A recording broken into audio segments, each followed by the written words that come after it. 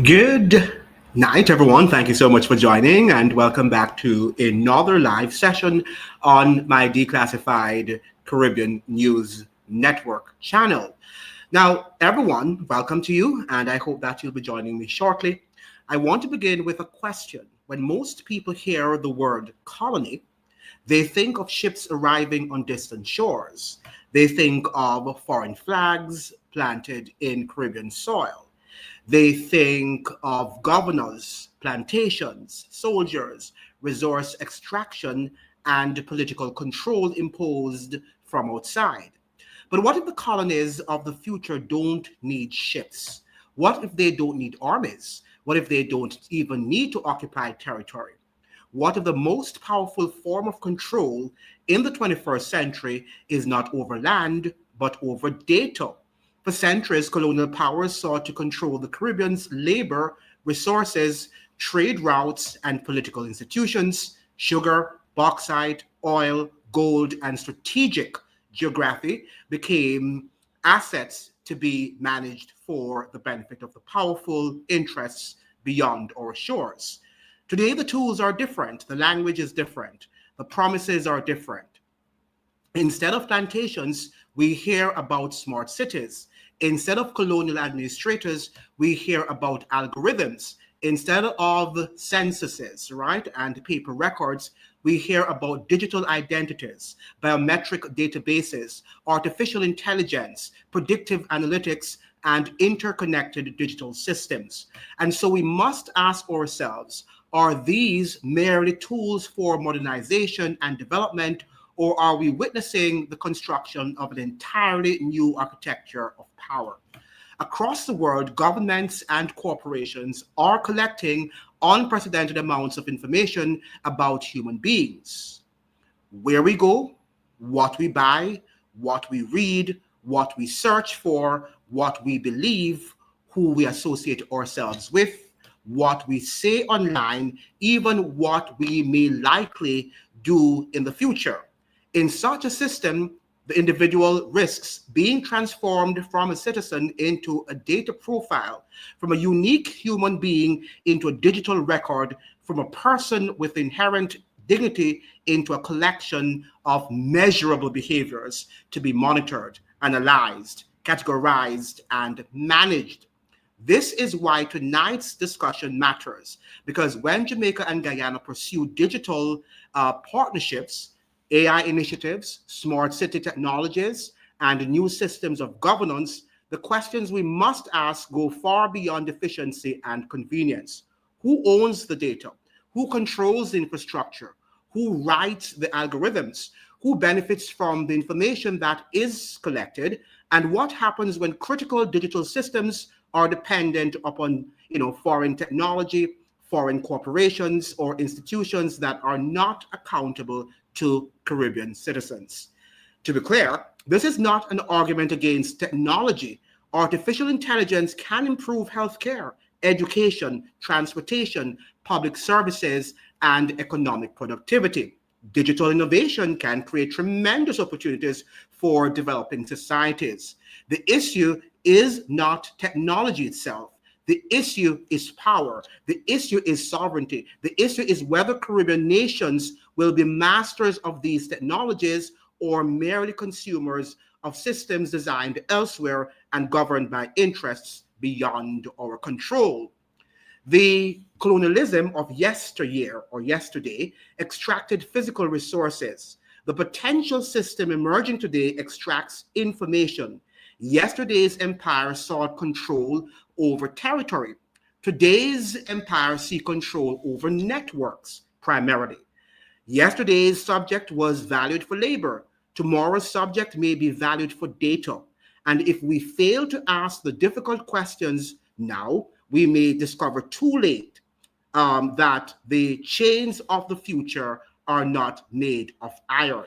They're made of code.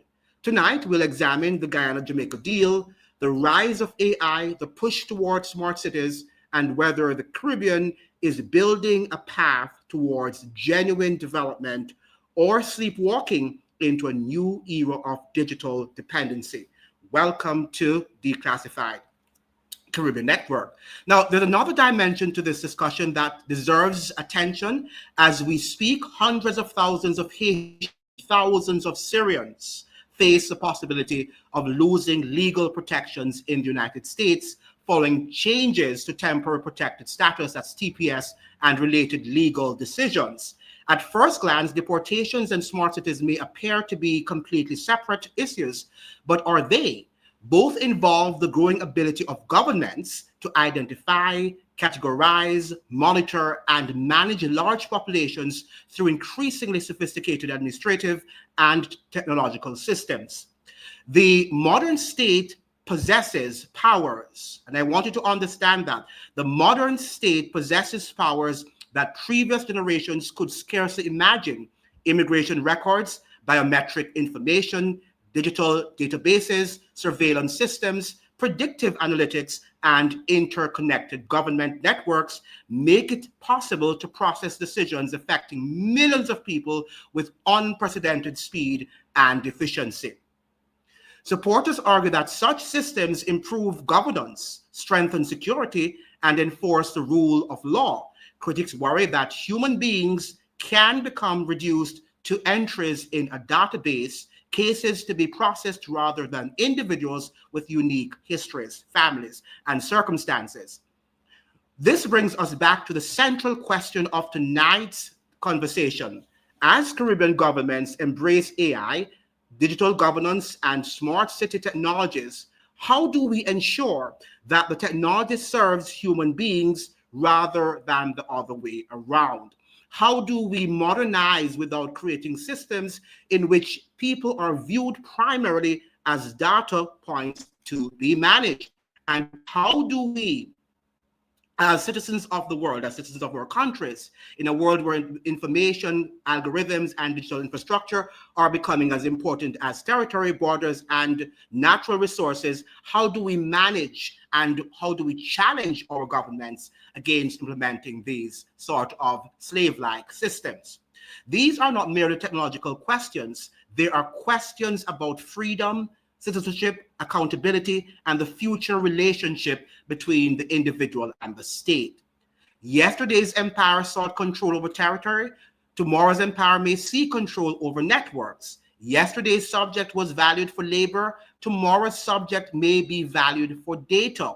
The colonialism of yesteryear, of yesterday, extracted physical resources. The system emerging today extracts physical resources and information. It seeks access not only to our land, minerals, oil, gas, gold, labor, and strategic geography, but also to our data, communications, behaviors, preferences, movements, and identities. Yesterday, powerful interests wanted control of what was beneath our feet. Today, they may also want control of what is inside our devices.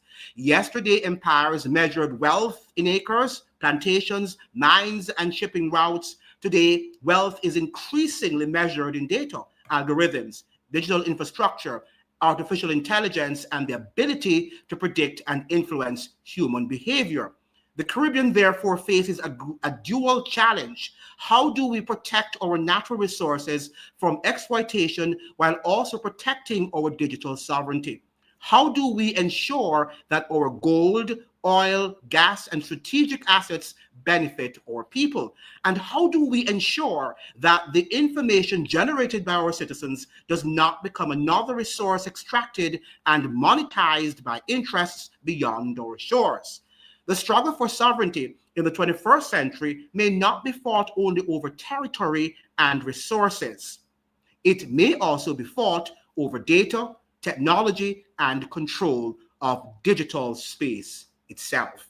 Now, welcome to the live, and we hope that we will get into what is happening here. Now, recently we suggested that Dr. Andrew Holness visited Guyana, and they had a deal in terms of the building of homes.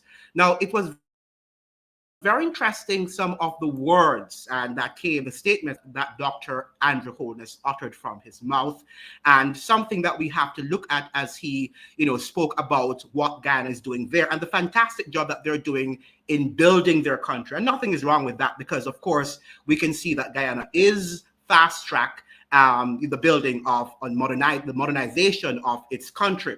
Now, this came from a source, iNews Guyana, and it says that Jamaica looking to learn from Guyana housing development. That's Pim Holness. Now, Prime Minister of Jamaica, Andrew Holness, has praised Guyana's advancement in the housing sector, expressing his interest in working with Guyanese stakeholders to support his country's housing development. Now, the Jamaican leader made these remarks on Thursday evening at the opening of the International Business Expo being held in Guyana.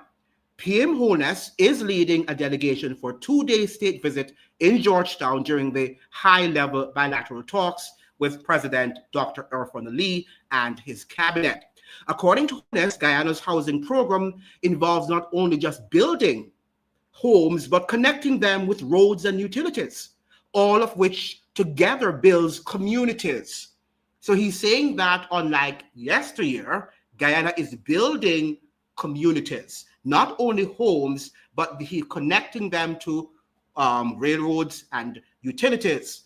This integrated approach he's suggesting, the Prime Minister of Jamaica, Jamaican Prime Minister, pointed out, offers an important lesson for the Caribbean. That is what he's saying. So Guyana now is being used as what we would call the blueprint for development in the Caribbean. All right. Now, the Jamaican Prime Minister disclosed that his country is also undergoing a housing boom to bridge the existing 150,000 housing deficit there. The Jamaican government has committed to over 70,000 of those solutions. In fact, the National Housing Trust in Jamaica will build 42,000 homes with 10,000 already built. Now, listen to what he continues to say. But even as the island nation continues to build out thousands of houses every year, PM Holness indicated that they are confronted with a number of constraints. And this is what the Prime Minister of Jamaica said, and I quote, "The greatest constraint would be the supply side constraints. The availability of contractors who can build at scale, the availability of labor and technical skills." So they need technical skills that can cooperate with new innovations and new materials, right? New innovations and new materials. Now, what are these new innovations and new materials for building a house? And of course, the speed of government itself in giving planning and construction approvals. These have been our challenges. So here he's suggesting that there's a labor shortage. And the labor shortage is in the technical skills that can, operate with new innovations and new materials. Okay, now that is what he's saying. Now, based on my looking at the houses that Andrew Holness has built in Jamaica, I don't see the box houses that he has had down there. I don't see what new skills, all right, that are really needed to build those houses. But perhaps he knows better than I do. Now, to this end, the Jamaican leader recognized and lauded interventions Guyana has put in place, especially to address the issue of government bureaucracy in delivering the approvals for housing projects. So they want the system to be expedited, as it were. Back in 2024, Guyana launched the Electronic Planning and Development Single Window System, an online portal that allows developers, planners, and citizens to submit land use and construction applications without visiting a physical office. So everything is what? Digitized. This one-stop shop system has produced multi-agency approval times from as long as 3 years to now 3 months. So what would last or take 3 years for them to do based on the bureaucracy is now taking them 3 months, right, via the digital era. Something that the Jamaican Prime Minister was impressed by, okay? That is to be applauded, he declared, while indicating his intention to partner with the Guyana government to adopt some of these measures in Jamaica. So Guyana is the blueprint of the sort of digital economy, the digitization of the building process, if you will. I believe there are opportunities for Jamaica and Guyana to collaborate in the housing development sphere, particularly as it relates to labor and the deployment of new technologies in construction. And I look forward to advancing these conversations with your president to see how best we can collaborate as two developing nations to improve our people's access to housing. That's what the PM says. Meanwhile, in response to Dr. Andrew Holness, President Dr. Irfan Ali declared during his feature presentation at the International Building Expo opening that the Guyana, including its private sector, is ready to partner with Jamaica. That is the only way we can demonstrate the level of growth and advancement in our building business solutions. Now, there is something else that I want here to highlight. Nevertheless, the Jamaican head of state noted that as they rebuild, they are looking to do so better than before. Have you ever heard that before? That the build back better, that you heard the President Biden and all these people were talking about. So they are rebuilding, re-engineering society, as it were. And then you need now skills who can help them to build in that building better and to get us into that era of resilience. Now, this is what the Prime Minister says. We are going to rebuild what should have been there in the first place. Right? So we're going to rebuild what should have been there. And we're going to rebuild better than what was there before.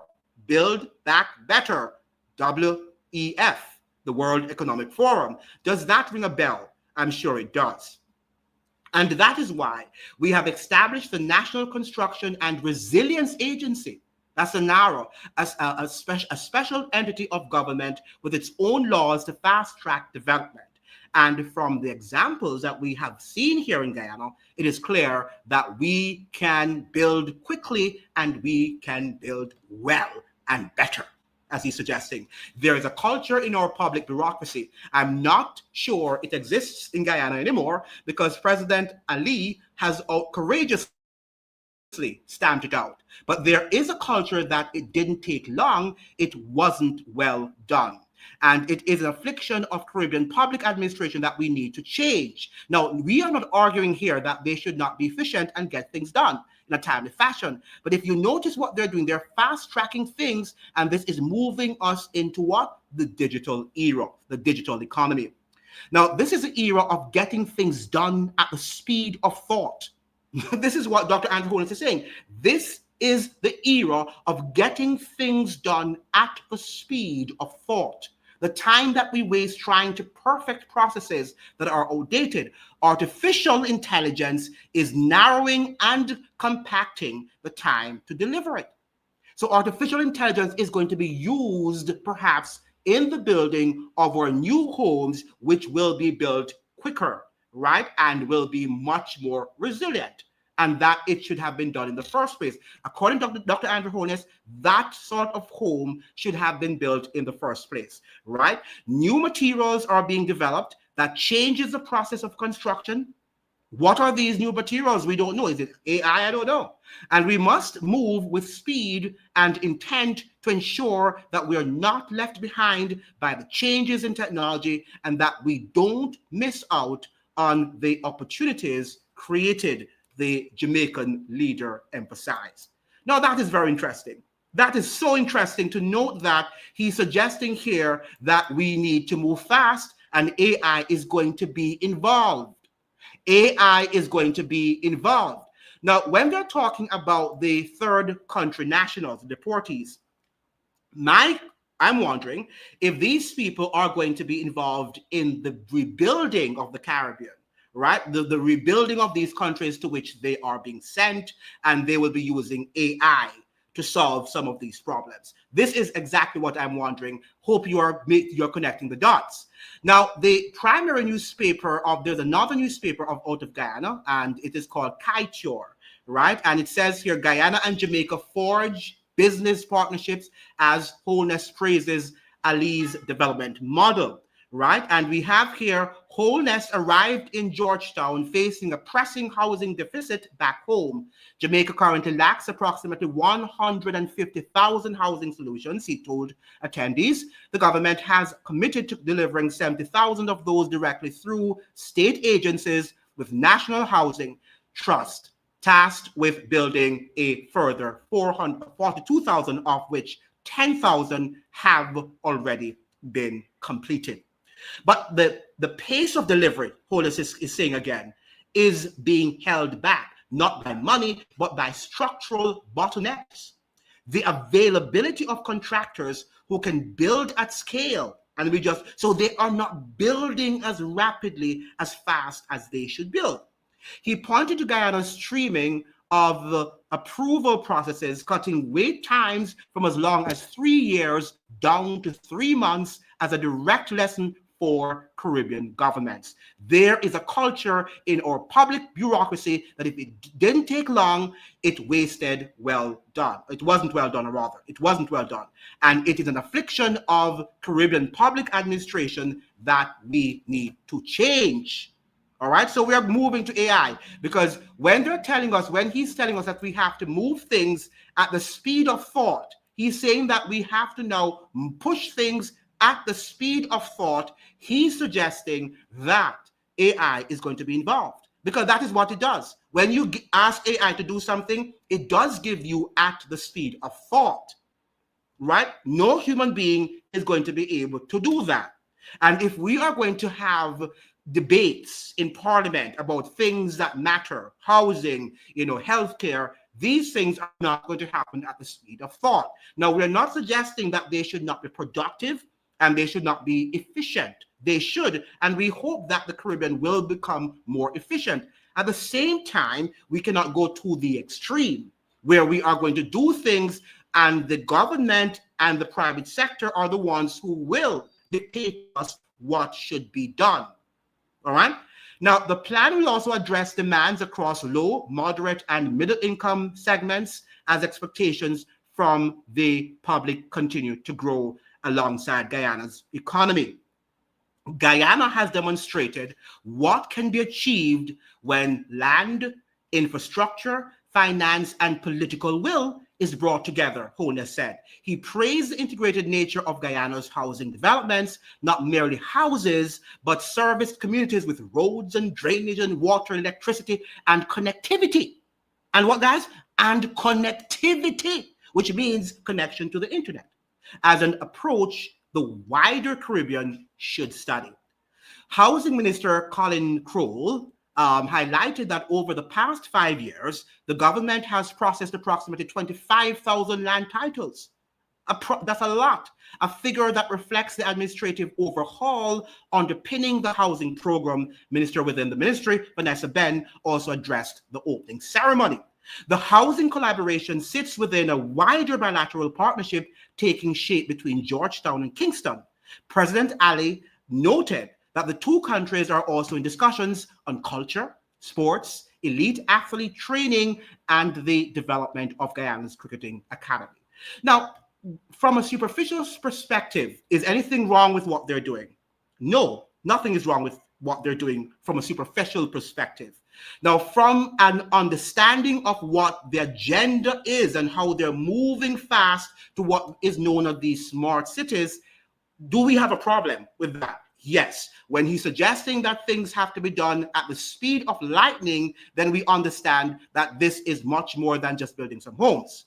All right. Now, for those of you who don't know what smart cities are, I put up 2 videos here that can explain what the intention, what the goal for smart cities, and what is really a smart city. So please make sure you listen and do your own research too on smart cities. You will learn a lot, because we have to now understand what the real agenda from our governments are, all right, or what the agenda is. There are many agendas, okay, so we have to study them as much as we can. Where did I have the thing here for did I share the screen? Let me share the screens. I'm going to share my screen. So let me get here, share the screen, and smart cities. Okay, so let me get this here. and put it on the screen and show you what it is here.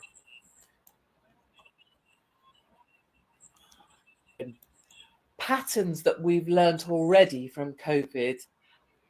Okay, let me rewind the video. Okay, so because when it's you're sort of locked into these neighborhoods and you're only allowed within 15 minutes of your home address. Let me rewind it. The way that they're going to, you will only. So let me tell you the plan. The plan is in Oxford, and this has just been passed. Let me know if you're hearing. Can you hear? Divide the city here into the squiggly city into 6 parts. So 1, 2, 3, 4, 5, 6. And you will only have the freedom to operate in the part that you live. So if this is you, the idea is that everybody will live within 15 minutes of the things they need. 15 minutes of a school, 15 minutes of a doctor's, 15 minutes of a supermarket. And if you want to travel to the other zones in your city, or maybe soon your town, you will have to go out an approved route. You will have to journey around the outside of the city in order to re-enter another section of the city. This plan is supposed to be saving the planet. And the idea is that you won't simply be able to cross over into other sections of your city anymore. So if your mother, for example, lived over here, you wouldn't be able to just go across and see her. This would all be done via e-gates, electronic gates, and number plate recognition. You in your area will only be allowed within that 15-minute zone that you've been allocated. The number recognition will know if you leave your zone. And you can apply for permission, a permit to leave your zone and travel to another zone. But you'll only be allowed to do this about 100 times a year. This is real. I just have to stop and say that. This is actually being passed by Oxford Council. This is happening in the next 2 years, 2024, it begins. And if you use up all your 100 passes that someone designates whether you're allowed to have to go into the different zones, you'll be fined. Your number plate will be recognized. It will observe that you've gone somewhere you're not allowed in your own city, and it will fine you £100 or £80 or whatever the fine number is. This is coming your way. This has already been approved in Oxford, in Canterbury. As another scheme, it's for 5 zones, but the same principle. This is not by chance. And what I want to take you through now is of this. Then I want to take you through the parallels, the similarities, the patterns that you can see from this sort of coercive control. And finally, I want to take you to the dark side. So 15-minute cities, how they manipulate the narrative, controlling any opposition, patterns that we've learned already from COVID, and then I'll take you to the dark side. So when you're locked into these neighborhoods and you're only allowed within 15 minutes of your home address, the way that they're going to and are already controlling the conversation, and think back to COVID, think back to COVID, think back to COVID, they're creating fact checkers. So anybody that's spoken of this already, whether it's Sky News in Australia with lovely Rowan, or GB News, or anyone trying to talk about this zoning restriction in cities where you're going to be effectively told you can only go this far and you must stay this far. Any kind of opposition to that, any voices like this one saying, can you not see the worry here, the control on this? Now we have the fact checkers. So you have the fact checkers that will be promoted on Google, promoted on any search engine, fact checkers on Twitter, AFP, fact checking, saying, no, this isn't a climate lockdown. This is just some traffic control. No, people will still be able to go wherever they want. Well, yes, you will, but you'll be fine. No, people won't, there won't be physical barricades. Well, no, there won't. There'll be e-gates. And there'll be nameplate recognition and probably facial recognition to follow, which is far more scary than an actual bollard that I could go blooming crashing my way through at my own cost. All of these fact checkers are, no, but what they're saying is fine, is not fine at all. The next thing, which we saw so many times, and I've seen all my life, is that you accuse those who are speaking out, like myself, of causing harm. You say that in Oxford, the counsellors have had to stay at home for the day because of all of the abuse they've been taking online. These extremists, these conspiracy theorists are threatening physical violence. You make it so that anyone speaking out against this is the enemy and may cause harm. And this maybe should be policed. And shouldn't we be policing the speech of those who speak out against 15-minute cities or being told you're not allowed to drive where you want to anymore? And the last thing is, just the labeling of people as conspiracy theorists means that you automatically dismiss them. So for me, I'm just a regular mom, pay my taxes. I can see that telling people where they can and can't drive is not okay. That becomes a conspiracy theorist. Just like it was racist was used to silence people who just have an opinion about something.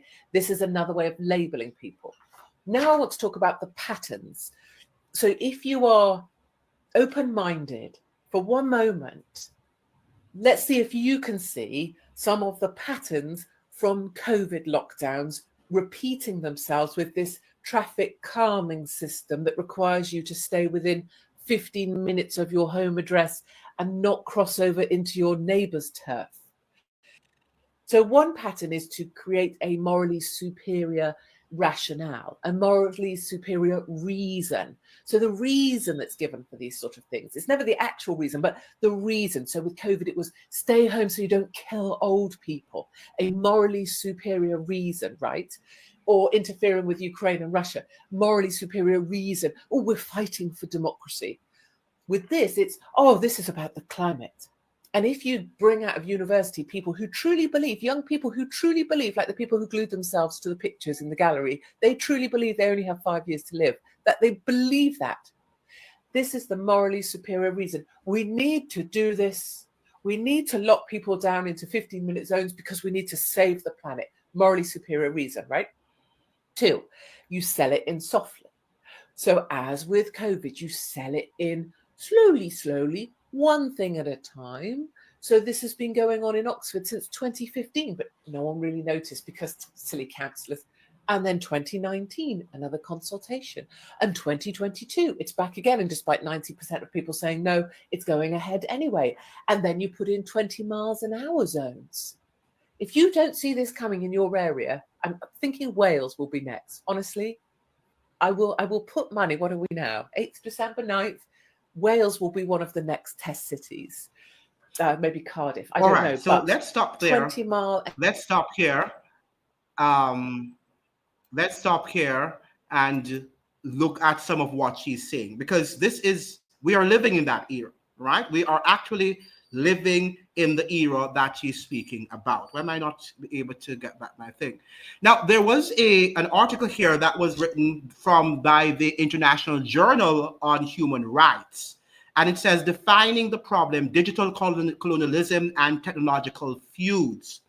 A simplistic analysis of the current situation of tensions between privacy and security, the prevalent narrative in media, will probably state the following. States are spying on national and foreign citizens, and the trend will only increase as they acquire cheaper technologies proportional to their military and technological power.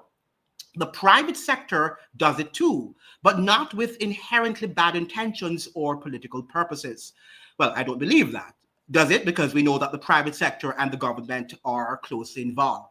What the private sector is concerned about is the experience of the user and the maximum capture of their data and how to offer the best products and services. Collateral damage, such as the abuse of Facebook data by companies like Cambridge Analytica, is the exception to the rule. As for the people, they are not really concerned about their government spying on them. And that is something that is very sad. Oh, so what am I doing? I don't have any problem with my government spying on you. So when they come for you, then you'll understand why you do not need them to spy on you. They are somewhat concerned about private sector surveillance, but they are willing to allow it, especially if that enables them to enjoy free services or improve their overall experience. And that is what we do. So with all of this Amazon delivery and the things that you have at your convenience, you allow these things to happen, not knowing that what they're doing to you, they're surveilling you. The Alexis in your home telling you the time, and you think that, and the weather out there, and you'd think that these things are normal, and we have become so accustomed to these things, not knowing that they are actually surveilling us and will eventually enslave us. They are tools of enslavement, and we're not suggesting that these tools are inherently bad. What we're suggesting is that they are going to be weaponized against you and I. Okay? Now, this is despite the fact that privacy awareness is gradually increasing and rules are slightly improving in some regions, especially in Europe, for example, after the entering into force of the General Data Protection Directive, that's the GDPR, patching a broken system of systemic privacy erosion and data extractivism. Beyond this simplistic analytics, however, the situation is more complex and involves an additional element that is often overlooked, right? The power of surveillance and the concentration of the data gathered by both public and private mechanisms is focused on a small number of actors, public and private, based mainly in one jurisdiction and leading to a rapid erosion of state sovereignty and democracy. Okay, so that is what is happening now.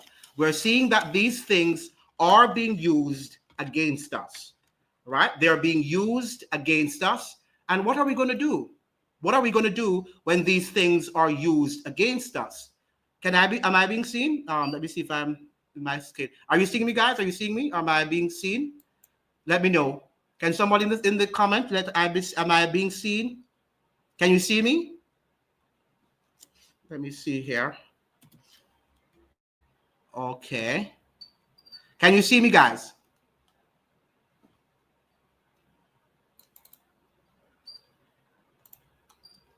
Can you see me? Please let me know if you can see me. All right, let's continue. Now, so there is also another, based on what she was talking about, climate change, right? Climate change. And there is something here that was written from the Foreign Affairs. And this is a very important paper, elite paper. They're the ones who tell us what is going to happen. They set the trend and let us know what the elites are doing. Extreme weather will upend US-China competition, and it's suggesting here that climate change looms in the background of the contest between China and the United States. It is the underappreciated factor that could determine who wins the race to develop frontier technologies, gain economic advantages, and secure influence across the world. As global temperatures continue to climb, its role will become harder to ignore because the two countries, the world's largest emitters of carbon dioxide, both face great risks from climate-related extreme weather. Extreme weather threatens the physical foundation of Chinese and US economic and technological power. It can degrade critical systems such as those that convey electricity and water. It can obstruct the transportation networks and break the housing and businesses, pushing communities into economic downturns as people leave and stores shutter. It can constrict insurance markets as the affordability and availability of property coverage decline, and it can dampen labor productivity and force governments to divert resources to manage public health crisis. According to the 2026 Climate Risk Index produced by the nonprofit German Watch, China and the United States ranked among the top 20 countries that suffered the largest economic and human tolls from extreme weather between 1995 and 2024.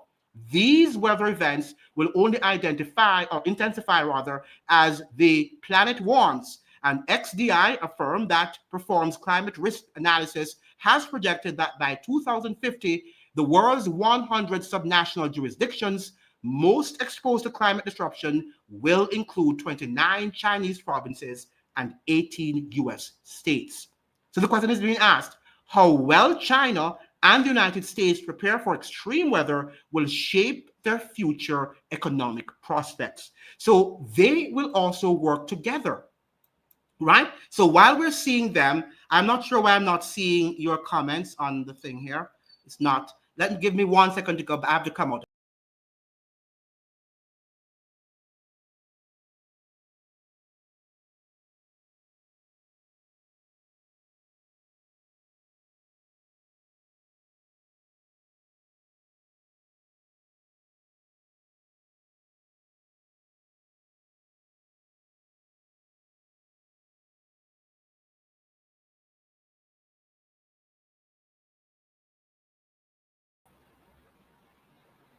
All right, so yeah, so what we're seeing here, and sorry about that, we're seeing where extreme weather is going to cause lots of people, China and the United States will eventually come together so that they can fight what they're calling as the extreme threat to human civilization. All right, let me see what you're now saying in the comments. Yes, we can hear. Thank you so much. What happened is that I wasn't able to see your comments. Greetings, Frederick DeMott is saying, all smart devices are spyware, surveillance, Snowden. Absolutely, and that is so. Yes, that is what is happening.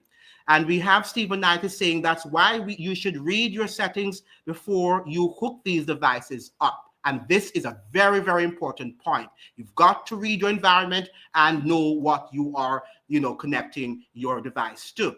A lot of people, Steve Knight is saying, just hook these things up and press yes and don't read the settings, read people, right? We have to read. But if you notice, as Steve Knight is suggesting, that Andrew Holness and Dr. Irfan Ali are suggesting that they're going to connect us, right, to the system, utilities, roads, and also connectivity. So we will be all connected on the same system.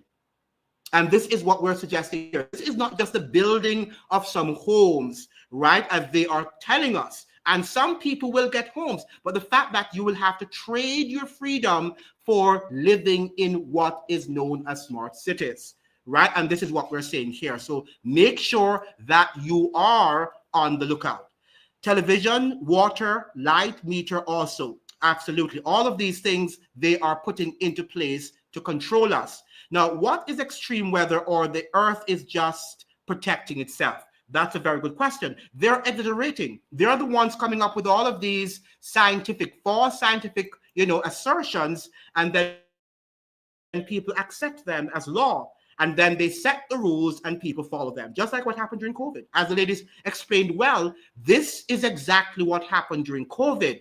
They present some algorithmic science to you, you believe them, you go on and you conform to what they ask you to do, and then that is how they get us.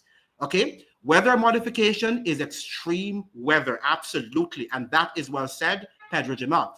Ian Smith is saying here, carbon dioxide is the gas of life and has never posed an existential threat, I should say, to humanity. Climate change is a hoax. Look into Dr. William Harper's work, Dr. Judith Curry, Dr. Ian Plimer's work, and Patrick Moore. It is a hoax, but many people don't believe so. They think that what they're hearing is law, is gospel.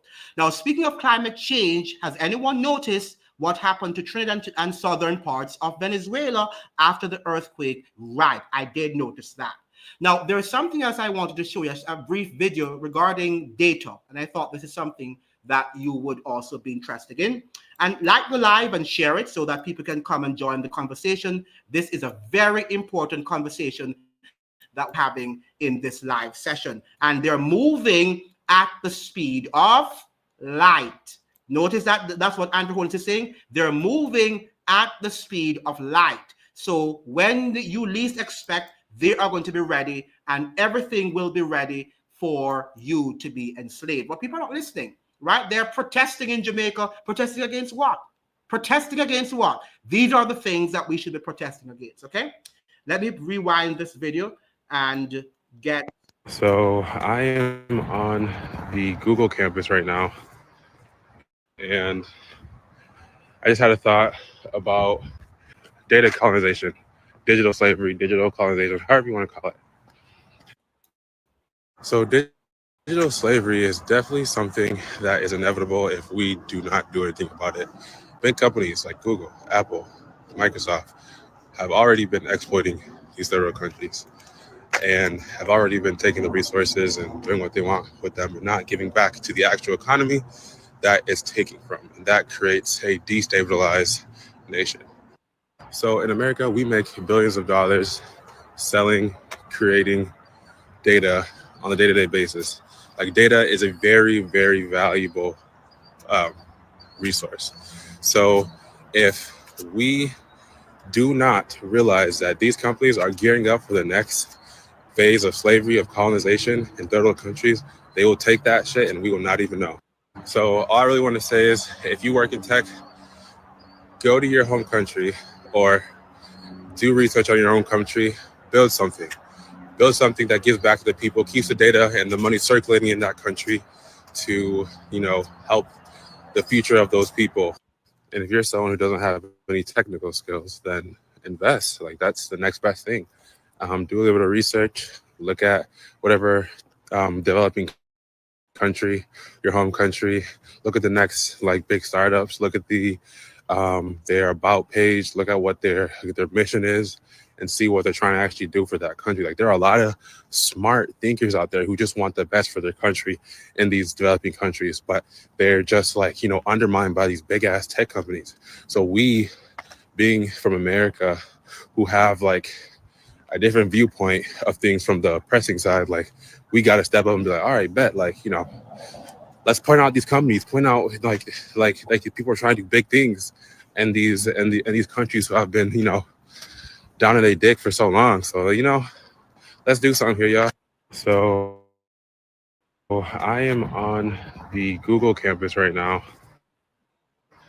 and I just had a thought. However you Take want it to call out. it. Let me take it out. Oh, it's finished? Yeah.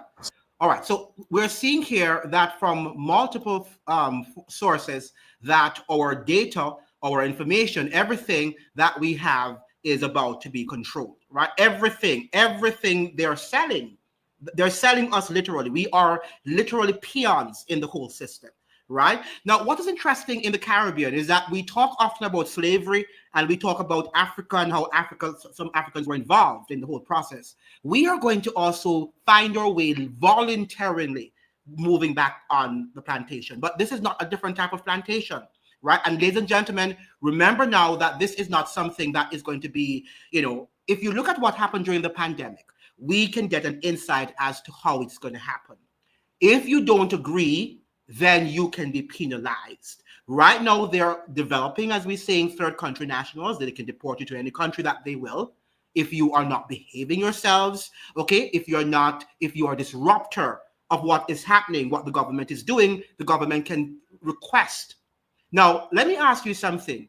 Sometimes we blame Trump, that Trump is doing this and Trump is doing that. And I'm hearing people saying that, oh, I'm looking forward to the day when Trump leaves office. Do you think that Andrew Holness of Jamaica, do you think Miss Mia Mottley of Barbados, and the Kamala Persad Bissessors of Trinidad and Tobago, do you think these people are different from Trump? No. Why? Because they are enabling what he's doing. They are agreeing with what he's doing and they're laying the foundation. They are cooperating. And if you're cooperating with a criminal, it means that you are as complicit as that person is. And some of us are still thinking and looking at personalities, but we must look that it is a system that we are fighting against and not personalities. Okay? So Andrew Holness is just talking build back better. He's saying that he's going to build back the country better, as Dr. Irfan Ali is suggesting. And they want people who are able and the committees to be able to do things at the speed of thought, which means AI. AI is going to replace us. So he's suggesting that they need new materials and new innovations. We don't have what are those new materials? Something that we have to ask ourselves.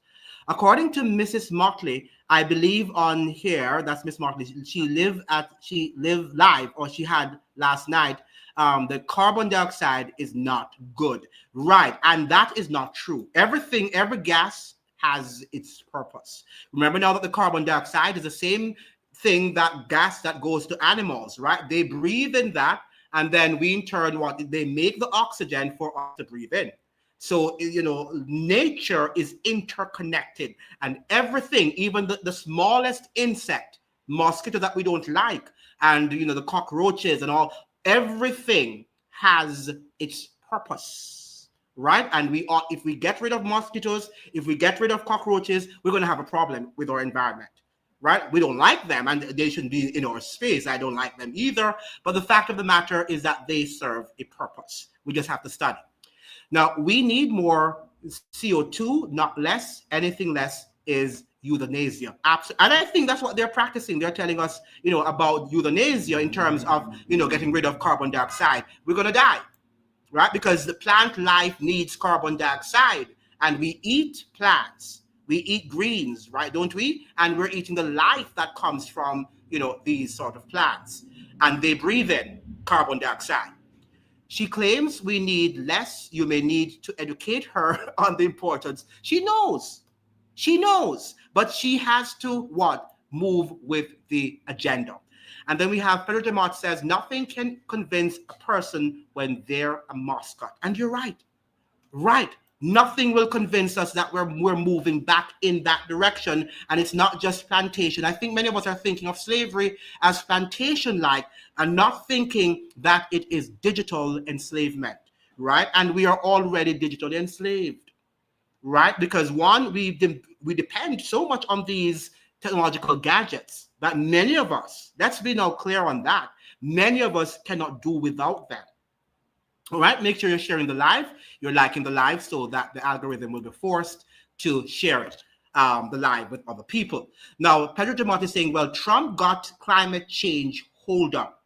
Now, as I said to you, Trump is on board too, but in a different way. Remember now that we say that the money that he used to send to the World Health Organization and for the Paris climate thing in France, he has redirected those funds to Bill Gates. Right? So what they've done, Pedro, is they're privatizing it now. They're no longer putting it as a role of the state, right? This is now a role of private industries. So he is on board, but in a different way. And I've been telling you that. And that is how they're very subtle with how they do things, right? Now, Trevor is saying climate change is being engineered by pushing less of what is needed for oxygen and the sustainability of the environment. Once the adverse effects happen, they will say, look, proof. And that is what they do. And I'm happy you're pointing this. This is the crux of the matter. Because we know we need carbon dioxide for it to be converted into oxygen, because that is what the plant life do for us. Very important that we understand this. Now, it seems a lot of persons went to sleep during 2021 when the framework was ratified. Yeah, it seems to me, I don't know how we came out of 2021, Pedro, and we are still the same. You should be seeing hundreds of people on this live now and still saying what they went through. Now we are sleeping. We think life is normal, but no, they don't want to hear. And when they go back into slavery, they're going to say that, wow, we never knew. And this is not, they're going to take different routes, giving you homes, providing you with internet access, access to parks and the likes. I'm going to show you a green park that they're actually making in Jamaica right now as we speak. Now, Trevor is saying basic primary school level information, they are altering, and the adults and higher educated are accepting it. Just like back in COVID, all of a sudden, our immune system could not work without vaccines. Absolutely. And it's almost like, what do they use to make these vaccines? What do they use to make these drugs? Plant life, right? The same things that some of the people are saying they could take. Right? The same plant life, and they're saying, no, we have to make it in a lab. And if we don't, then it's not scientific, it's non-scientific, right? And that is what I can't understand from human beings, that the same medicines you're getting, right, are medicines made from the same plant life that they use along with some chemicals, right? But the plant life is much more what? It's just like people who say people eat meat, right? We think that getting protein means we have to eat animal life. But what does the cow or the ox eat? They eat grass, right? So, and they're getting their primary energy and whatever they're getting from the grass. So, isn't it better? Wouldn't it be more intelligent that you get it from the grass? Why do we think we have to eat it from the second animal to get the better protein? It doesn't make any sense to, right? It doesn't make. I'm not a vegetarian, but I'm saying that I can understand that perspective of the vegetarian. That why do I have to eat meat? And it's a secondary source of protein or whatever nutrition, because that animal would have had to eat something. So why not eat the thing? Now we have Stephen Knight is saying, yay, a lot of people are brain dead. I don't know what happened. It's something that is a mystery, right? And it just show you how human beings are just not serious, right? Especially the ones that are being rare today. Maybe the food, it's in the water. I don't know. It's in the environment. It's in the technologies that we're using. Something has gone wrong with human thinking. El Monte, good evening. Good evening, everyone. They are all in it together, willingly or unwillingly, due to UN Agenda 2030. They're forcing Mexicans to register their cell phones numbers to plug them into the digital grid. Now, what do you guys think? Very well said, Monty. What do you guys think about what is happening in the United States with the Haitians, the deportation of Haitians, and also Syrians? So some of us will say it's only racialized deportations, but notice that the Syrians, who we might call white too, are being deported. It's 6,000 of them in comparison, I must say, to over 350,000 Haitians. So you might have a point there that they are trying to remove over 350,000 Haitian people back to a third country or their country, which I'm sure their country will not be able to house them now, given the chaos that is in Haiti. Now, remember, Johns Hopkins was where a simulation of a coronavirus occurred. Absolutely. And in the Caribbean here, I would say, Predator, that Jamaica and Guyana are being used as the laboratory or simulation lab where this smart cities in the Caribbean will be done. Right? Guyana is building 300 homes for Jamaica. Because as Andrew Holness says, the private sector is involved. All you need, according to Andrew Holness, are what? Resources, land, resources, and finances. And we know who these finances are coming from, right? We know who these finances are coming from. But we're so much, connected to our technologies that we are not willing to give up some of our freedom, from some of our convenience, I should say, all right, for freedom. We are not willing to give up some of our conveniences or convenient life or lifestyle for freedom. We're not going to do it. But we will have to trade freedom or slavery. And many people, just like the vaccines, are going to trade for slavery, like it or not, okay? Trust the science. Absolutely. It is our new religion, which should never be questioned. And it's science. What do you call scientism? It's not really science. It's a religion. It's a secular religion. Many people don't know that scientism is the religion of science. Okay? It is not science as we know it, which is debatable. All knowledge is debatable. Even in religion, you can go to a Sunday school or Sabbath school and people debate the Bible and what they see in the Bible, and many people have different interpretations. That's why you have many different churches. You have the Pentecostals, you have the Seventh-day Adventists, because they're using the same Bible, but they have different modes of interpreting what it says. So if science is something that we all have to agree on one basic fact, it means therefore that it is worse than religion. Because at least religion, at least in the Protestant world, allows you to question and to challenge the, orthodoxy. Now, we have here, science should be questioned, not trusted. Everything should be questioned. Everything. Even when you're reading the Bible, everything must be questioned. Nothing should be automatically unquestionable. Okay, you must question everything. That's how you learn, right? Temporary means at any time, and we're not saying questioning means that you're going to agree, you're going to disagree with everything. Questioning means that you are going to gather information and understand everything that they've said, and that it is true, because based on, I look from it from right, left, and center, it is right, it is true, and that is, I'm going to accept it. So nothing is wrong in accepting, traditional norms and so forth, but having looked at the evidence and weighed the evidence from all angles, then you can say, yes, I'm convinced that this is true. So questioning something does not mean that you are just somebody who wants to, not agree on anything, right?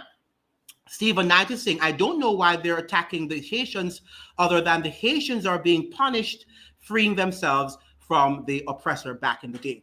By the way, the immigration lawyers are saying, Stephen Knight, that this is not just about Haitians. It's about everybody. They're just using Haitians and Syrians as the blueprint for what lies ahead. All right. So very soon, the Caribbean territory people will be involved, even American citizens. Remember now that Trump was suggesting that he wanted to unload the American prison systems and send them to third countries. Remember, this is not just about immigration and the deportation of foreigners. Americans are there thinking. I see Black Americans suggesting, why are Haitians so upset to go back to their country? Why don't they go to Africa? I hear African Americans saying that. I wonder, when it comes to them, when it gets to African Americans, when Trump is ready to deport them, where are they going to go? Where are they going to go? That is what I would like to ask them, because they don't have a clue of what is happening and going to happen. Okay, so this is not just about Haitian migrants. This is a new infrastructure that Trump and the United States military-industrial complex is setting up for anybody that they deem that they don't want there in the first place. That's one. And anybody who is a dissident will have to go. And the law will not be there to protect you. The law will not be there to protect you in that.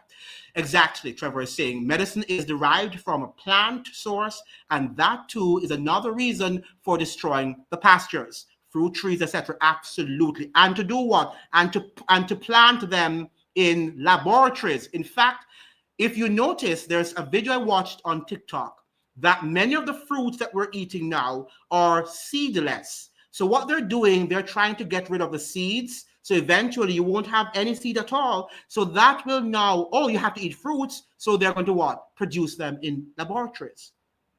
Because the fruits you're eating mostly in the United States are not natural fruits, right? And that's why we're getting the cancers and all of these diseases, right? The fruits we're eating there are what? Are artificial. And that is what the smart cities are largely going to be what? Artificial spaces. Food, everything is going to be what? Artificial, not natural. And we are going to be sick. We are going to be sick. So you're right. El Monte is saying modern day digitized slavery, moving people across borders. Check out that's the IMD Smart City Index. Absolutely, that's what they're doing. That is what they're doing. And how is AI?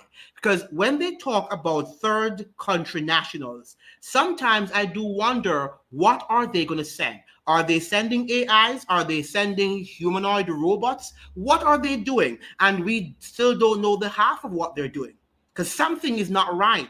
Something is not right. Something smells fishy here that they might just send us very soon. We are going to be working or seeing in a neighborhood, we'll be seeing humanoid robots who are working fast, and they're fast tracking these smart cities, because human beings are not able to think at the speed of thought, and human beings are not able to do anything at the speed of thought. I know that he was using a metaphor, but I know that he's referring to AI, because AI is what does things at the speed of thought. Very, very fast, very rapid. No human can do that. Now, Pedro Jamont is saying Barbados way ahead of Guyana and Jamaica. We got CBDC. Wow.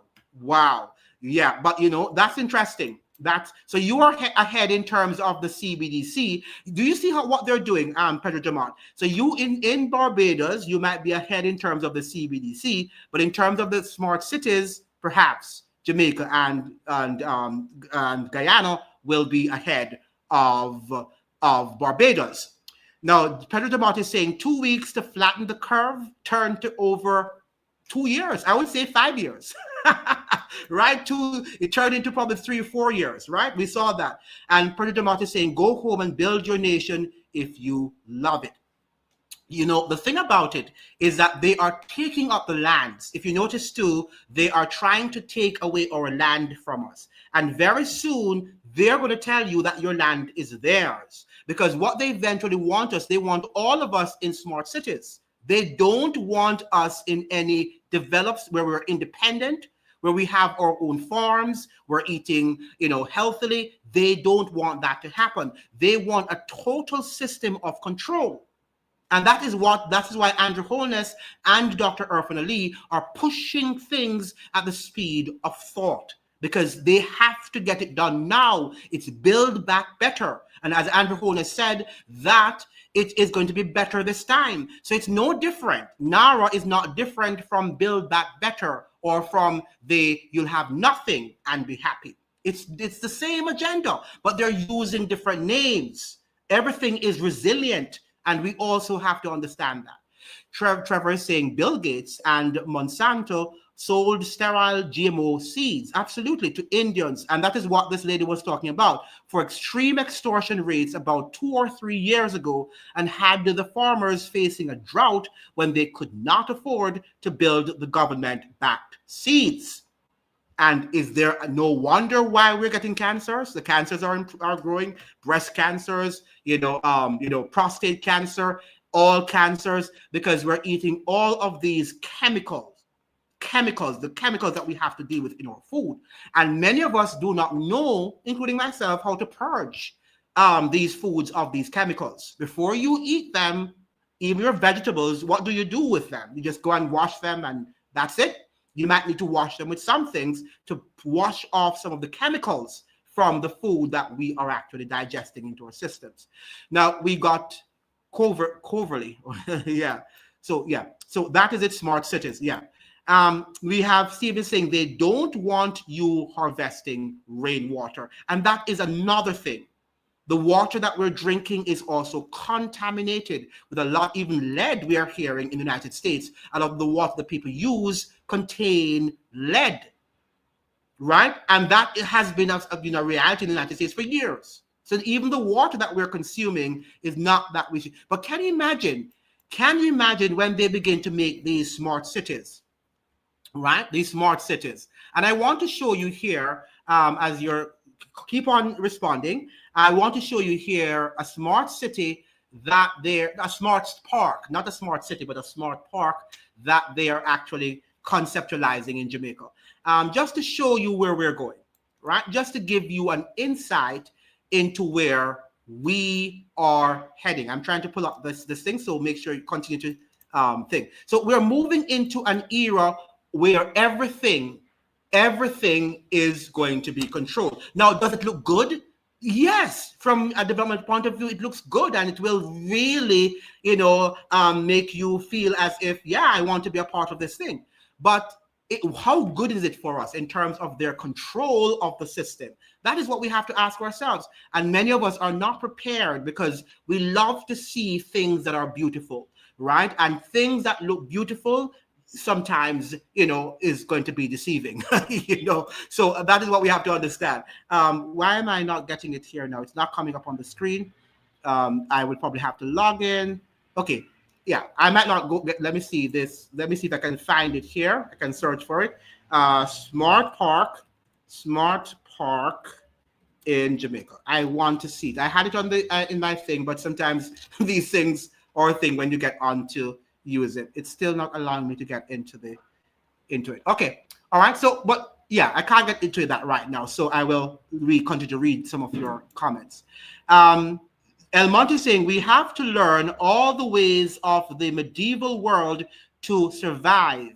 BC, living inside of the smart city, walled castle, will be slavery. People will love it because they think that I have access to the internet. I can go from here to, you don't have to have cars, by the way, in smart cities. All the cars and everything, transportation will go. It's all in the name of climate resilience. These smart cities are in that sort of vein, guys, that we can protect ourselves from the threat of science or of this climate disaster by not using a lot of energy. So if we don't have to drive, right, because everything will be in 15 minutes of each other, hospitals, your work, your school, your home, everything, libraries, supermarkets will be in 15 minutes of each other, then you don't have to have a car. They don't have to have public transportation, right? They even have something called smart dust to monitor the environment. I tell you, even your walls, they're suggesting, even the walls they're suggesting will be monitored, and they can be able to look into your home and see what you are doing. So that is the new materials that they're talking about. Think about a wall, and they're able to now to spy inside. So we're going to have smart walls, right? Smart walls, smart everything, and then they're able to surveil everything that you do. So it's not only smartphones and smart TVs and smart, refrigerators and smart stoves. You soon have smart material, housing materials. And I think that is what Dr. Andrew Holness was referring to when he spoke about different materials, different innovative mechanisms that we need to develop our homes, right? That is what he was referring to, and we have to take a very good look at what he was suggesting, what he said. Okay, we have to think, because they're not going to tell us everything that they're doing, but if you study what's going on in the world, right? If you study what is going on in the world, you will see that something is not right. Okay, something about what they're doing is not right, and it means therefore that they're pushing us into digital colonies, right, where we'll be just slaves, digital slaves, which we are already, by the way, but it will be worse than we can ever imagine. Trevor is saying they already have a carbon tax for every time you swipe your bank card to limit the amount you withdraw. In fact, I'm hearing that they're having lots of problems in Jamaica with the ATM machines. I think that they're trying to also let us know that cash will be useless one of these days. They're trying to let us know that we don't need cash. All you need to do is to have online banking where you can be tracked and you can be traced. So yes, the frustrations with the ATM machines in Jamaica and in other parts of the world, we can see that that is a plot, is a ploy that they're using so that they will be able to control everything that we do in our respective countries, right? So we are moving into the era of digital colonies, right? It's not a colony in terms of, England controlling you. The world system, the global financial technological system or technocracy, the technocratic state or states, the global technocratic state will control everything that you do. Okay, everything. This is not just something. The entire system is going to control you. All right, you will be controlled by the entire system, and this is what we're trying to do. I'm trying to pull up here, guys. So just give me a second. The park system, because I think it would be good if I could pull that up, but it's taking me a little time to come up here. I think it's now. I'm getting something about it. Yeah, yes, it's here. Okay, so I'm going to put it up on the screen and let you see it. All right, so I'm going to share my screen and let you see this park, the smart park, and this is going to be the blueprint, if you will, the standard for where we're going. All right, so this is nothing that is going to be just, it's not going to happen. It's conspiracy theory. We're living it. So get with the times. Get with the times. And that's what I tell people. And stop the nonsense about this and that and what is not happening. All right, so let me see if I should have it now on the stage. Oh, it's here. Okay, good. So let me now put on the volume.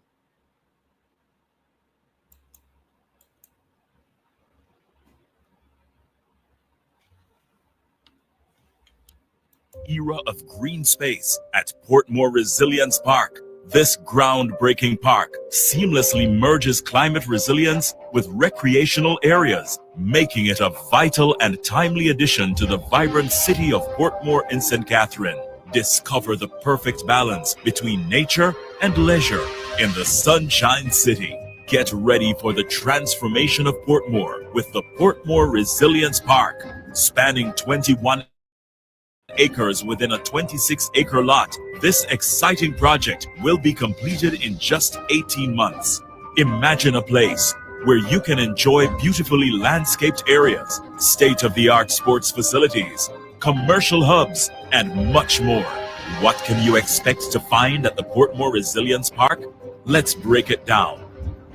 There will be a main administrative building with commercial spaces, a maintenance building, an indoor sports center, water features, promenades, gazebos, and outdoor multi-purpose sports courts.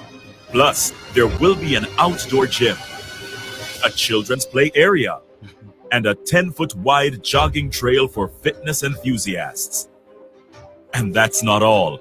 You'll also find a great lawn event space, pavilion, restrooms, and even a climate change tower reservation. But it's not just about the amenities. The Portmore Resilience Park is committed to being eco-friendly and sustainable, with features like water conservation management, energy efficiency, nature-based adaptation, and sustainable solid waste management. This park is designed with the future in mind. Effective conservation strategies will see rainwater collected to reduce water usage through on-site treatment, water recycled and reused, and storm water effectively managed and incorporated into features like rain gardens. To provide a pleasant environment, local, drought-tolerant plant species will be utilized to provide shade, remove air pollutants, and produce oxygen.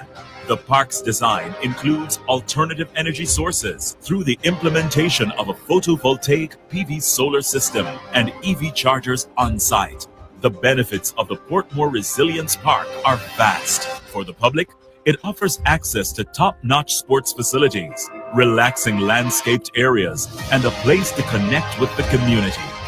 The business community will also thrive, with commercial spaces available for lease and opportunities for economic growth.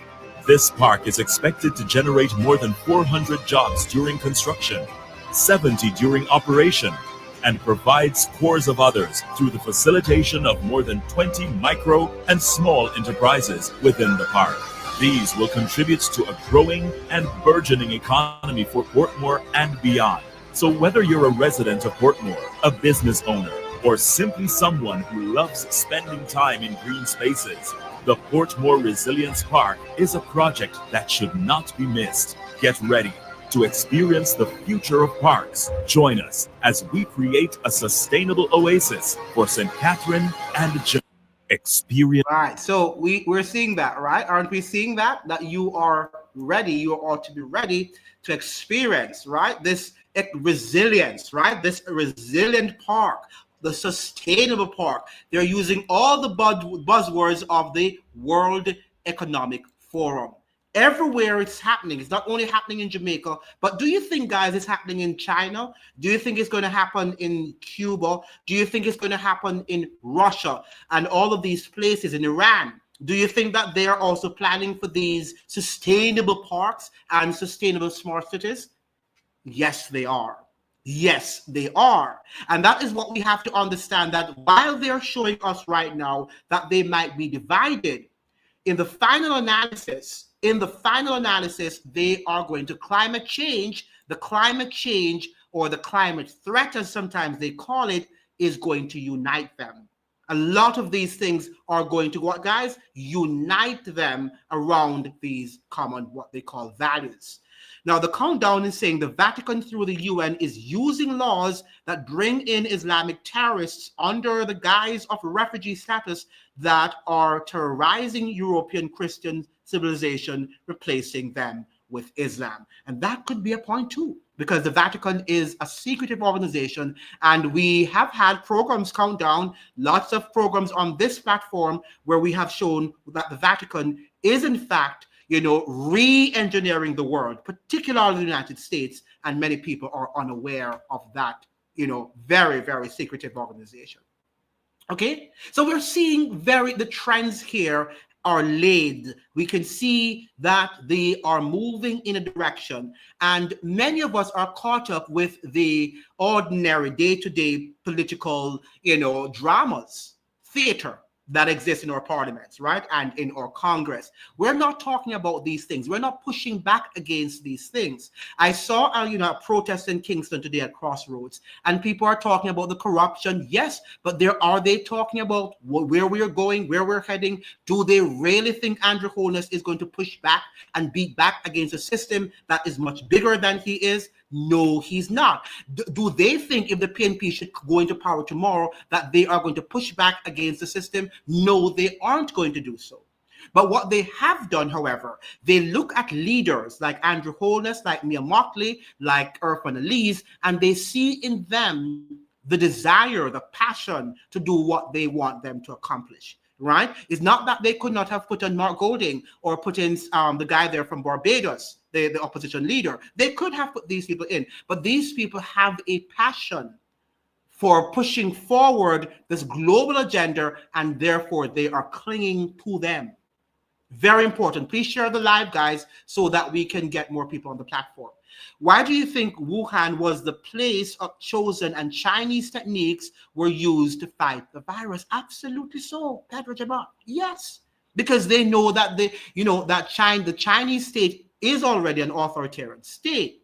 So they know that if they can model some of the things that they did, which we weren't accustomed to doing in our civilization, but if they could, and we can say that they got the virus away, means that they got the virus under control through authoritarian mode, then is a time that they could definitely say, you have to use our methods if you want the coronavirus to be gotten rid of. And then we have very well said, absolutely, and all are puppets of the Zionists. The fact of the matter is that the Vatican controls the Zionists. The Vatican ideology, the Zionist ideology came out of the Vatican. A Jesuit priest was what started this whole matter of Zionism. And the Vatican pretended as if they were against the Jews. Of course, they don't like the Jews, but they use the Jews, or they can use anyone, just like the Americans. Remember now that the Vatican didn't like the United States too, but it's working with them to accomplish its global agenda. Okay, but Zionism is actually a child of Jesuitism of the Vatican itself. Now, we have here that El Monte is saying that satanic people are all one or united, regardless of borders. They weaponize viruses right in Fort Detrick, Maryland. And that is what they do. That is what they do. That is exactly what they do. And people don't understand the nature of the evil that exists. And I wonder if I can pull up a short video of Clayton Morris on Redacted. And he had somebody the other day who spoke about the demonic system of the entire global political infrastructure ecosystem. It was a very interesting program he had. I don't know if I will be able to pull it up on YouTube and we watch a little segment of the picture, of the video rather, that Redacted, Clayton Morris and his wife. What's her name again? Redacted, and I would say Satanism. And I think it was Freemasonry, something of the sort, the title of the video was. Let us see if we can pull that up on the screen, because some people think that, we are here, joking around. Let us see here if we could pull up the video. They're giving all these shorts, that we don't want. I want the video, and they're showing me all these shorts. So let me just give you a brief one that he has on the screen. That's Clayton Morris.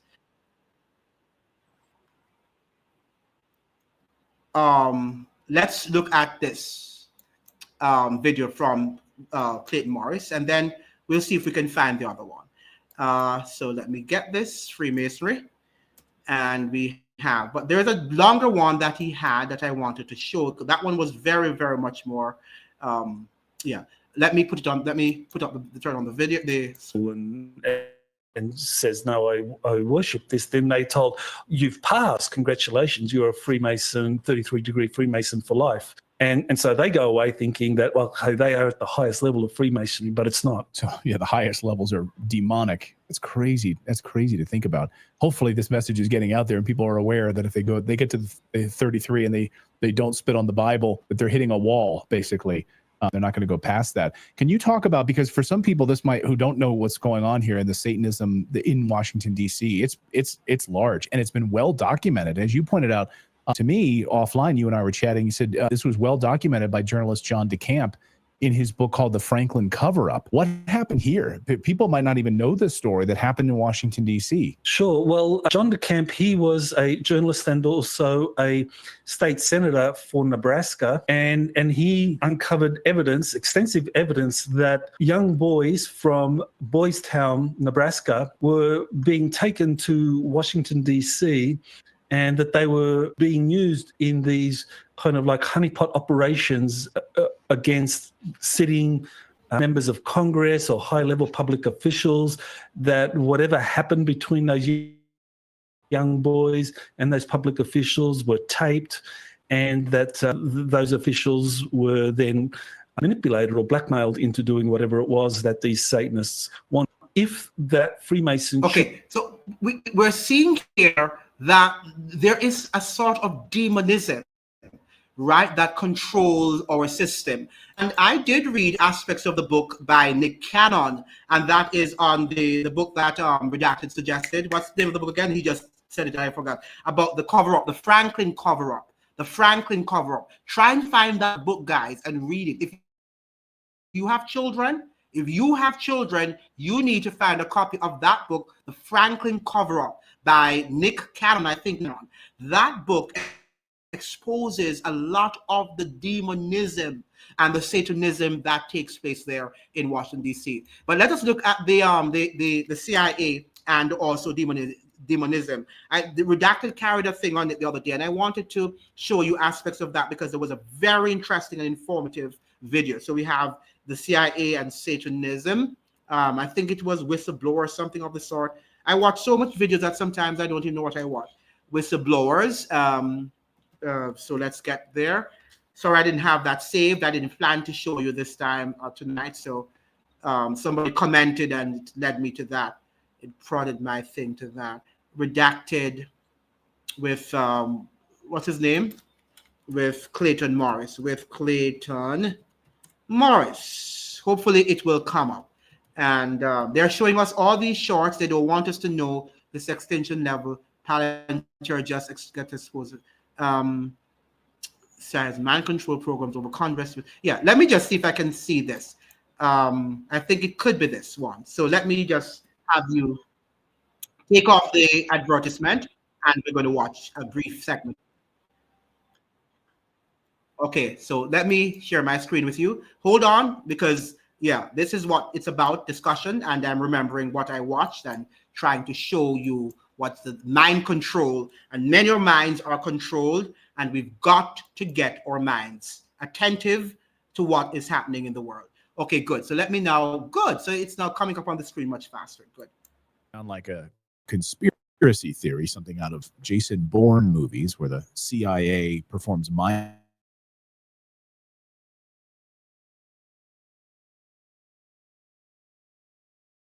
Much bigger than that.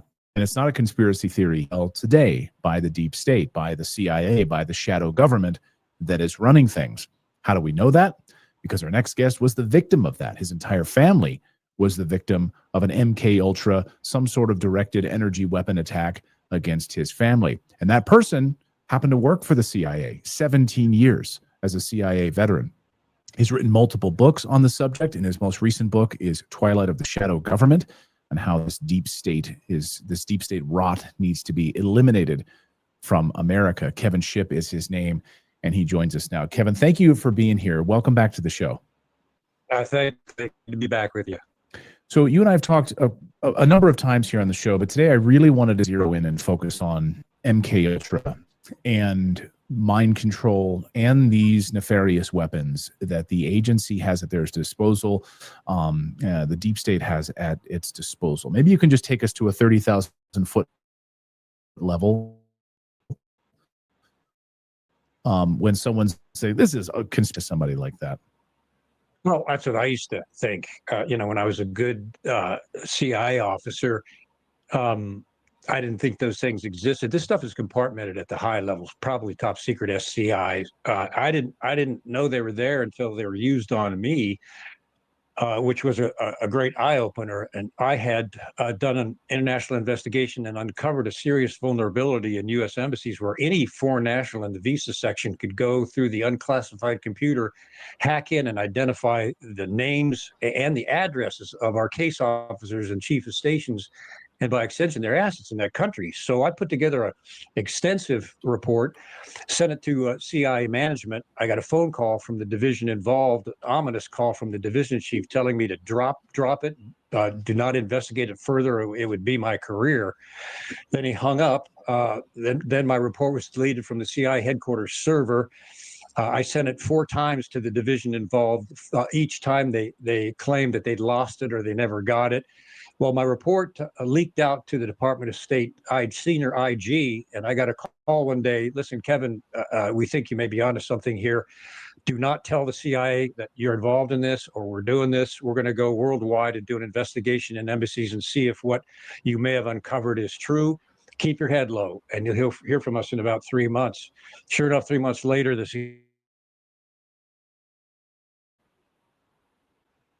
phone rings, I pick it up, and I'll call him, get over Main State immediately. Can you do? So I went over there, and they buzzed me into the big conference room with a long walnut table, and they said, Kev, it's not just as bad as you thought. It is worse. We were able to go to every single embassy, go into the visa section with all the foreign nationals, and hack right in and identify CIA cover officers in those embassies. And he said, now just hold on. We got another visitor coming. I had no idea this was going to happen. We have another visitor coming. Wait about 10 minutes. The door.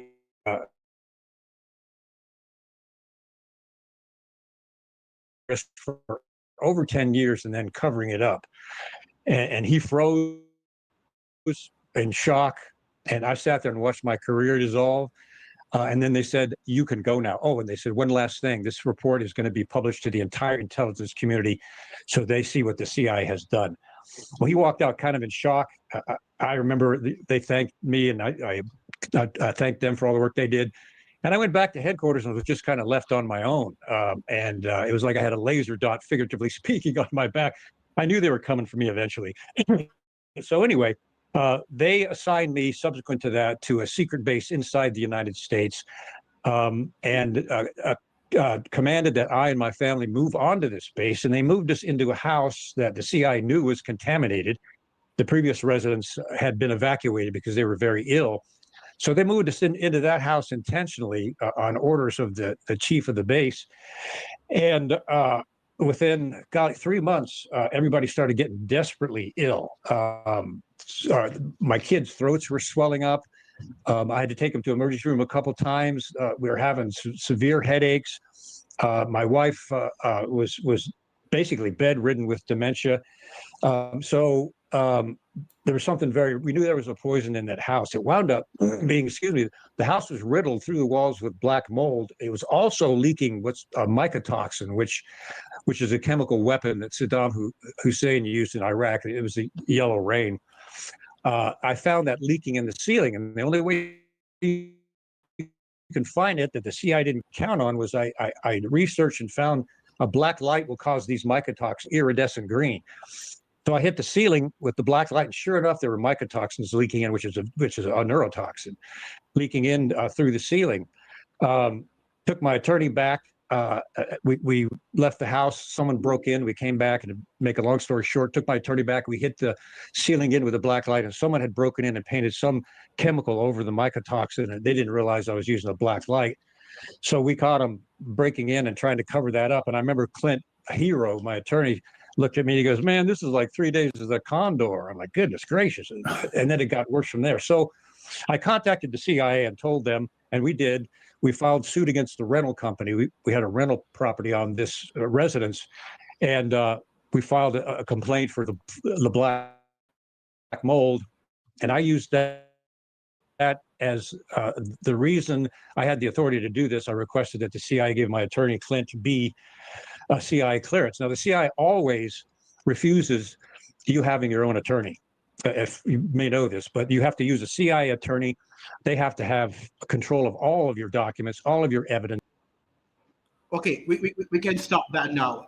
But if we're watching this, everything, even for the CIA, the CIA workers, everything is controlled, right? Everything is controlled. And that is what we have to understand. So if they're controlling the minds of the CIA workers, right, don't you think that they would also be controlling your minds? Don't you think that your mind is also controlled through the video games, through the technologies that you're watching, and everything through the school system, right? That they are going to design for everybody's minds to be controlled. And that is why people can't think. They can't think outside of the box. They have to think the way how the majority think. Now, somebody's saying, no, the Zionists are in charge. The Jews created the Jesuits. The Jews did not create the Jesuits. Right? The Jews did not create the Jesuits. That is a lie. What you want to say is that the guy, he might have been a Jew, but he was not that. He was that the Jews as a religion, as a people, actually created the Jesuits. The Catholic Church was that church that created the Jesuits because they were countering the Reformation, right? They were countering the Reformation. Remember now that the Catholic Church was even anti-Jew. Right, the Catholic Church was anti-Jew and was actually was unaliving. That's why do you think many Jews ended up in the Caribbean? Because they were persecuted by Spain, France, and in these predominantly Catholic countries. So we have to get our history together too. Trevor saying, and the Freemasons in hand with the Vatican have been implementing Fabianism, relativity, and the obvious Satanism in every part of each institution throughout society. Absolutely. That's exactly what they're doing. But let us make sure that we get the history together. But that is very well said, Trevor. To shut up people speaking against these things, they continue to invent new language such as satanic panic, as if we shouldn't be concerned about anything satanic. Absolutely. So they're saying now when you talk about Satanism, Satan doesn't exist. That's what they're telling us. And that he's just a figment of the imagination. People believe that. And then what is happening, that the enemy is working hard to destroy human population and civilization. Now, Pedro Jamont is saying, Trevor, when Pride came out, it was clear as water, love is love. Okay, now we have Trevor. People are so brainwashed now, they don't even recognize Satanism is being marketed like a new Buddhism, which is agnosticism, and push emotions so you live according to your will, infiltrating everything. Absolutely. They're saying that we're in control of our lives. Right, and even some of these, what you call that you're doing, the yoga that you're involved in, you're opening up your minds to sometimes these demonic forces. People don't understand that. They think that they're opening their minds and they're getting some relaxation from the yoga, but this is not so. Right, we have to be careful with some of these, what we call Eastern religions, right? And it's a religious system. Many of us, practice religion that we even thinking. A lot of the things that we do are religious, right? Including the science that some of us are suggesting here, the religion of science that they're telling us about morality, and that if we do not take a vaccine, you're going to kill your grandmother. They were appealing to your conscience, which is religion. Now, Trevor is saying, then say, if you don't agree, you are phobic of some type and disrespectful or intolerable. It is the perfect plan. And people, they're bothered by that. And that is why they don't want to speak out. And Pedro is saying mindfulness. Absolutely. The video games are more simulations than anything else in these times, pure war and chaos.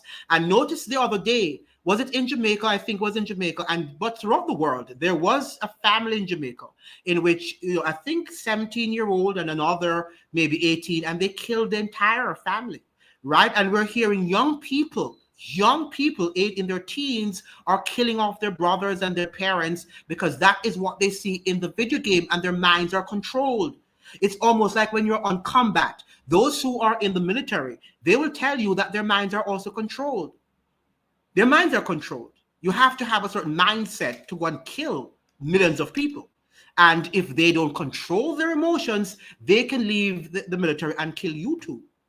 And that's why you have a high suicidal rate and also killing their spouses, because they have been in combat and their minds are controlled to kill.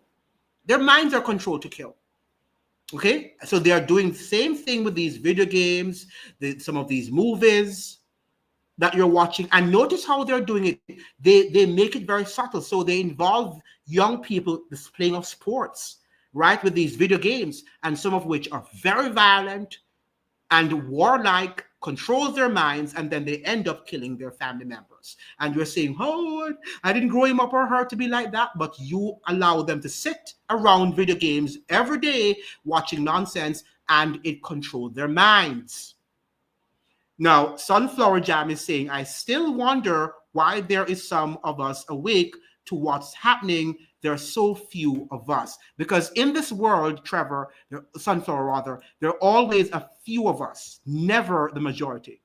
The majority will never be saved. It's always the minority. Many people think that the US revolution that they had against England was by many people, and many Americans wanted freedom. It was not so. It was the minority. It was a minority. That's why you have an entire country that is Canada that came out of that, because they were pro the king, right? People want what is there. They don't want any change. They want what is already there. The present system, that is what they've grown to accept and to understand. So they don't see, and they can't envision rather any change, right? Then we have Janice is here. Welcome to the live. With their man-made earthquakes, ridiculous, right? But can you imagine in the smart cities, which they are now planning, that we will be controlled, that you can't go anywhere. So if you have any earthquakes, or if you have whatever you're having, although they're telling us that they're constructing these smart cities with special materials, with resistible, sustainable, resilient materials, that they will not be able to be affected by any of these natural disasters. Good luck to them. Good luck to them. Because wasn't the Twin Towers, wasn't it also designed to be fireproof, where, if fire had come, burn it, it would not have been burnt down? And what happened? Even the steel, according to what we're hearing, was burnt, was actually melted, right? So when they're telling you that things are not going to happen and they're building according to what they think, they're humans, right? And they also have an agenda. They're humans, and they're humans with an agenda, with a specified agenda.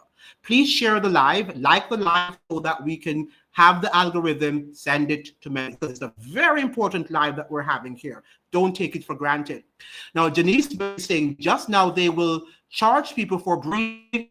Satanist they are. Yes, and remember now that you can also contribute. I'm having my Cash app on the screen.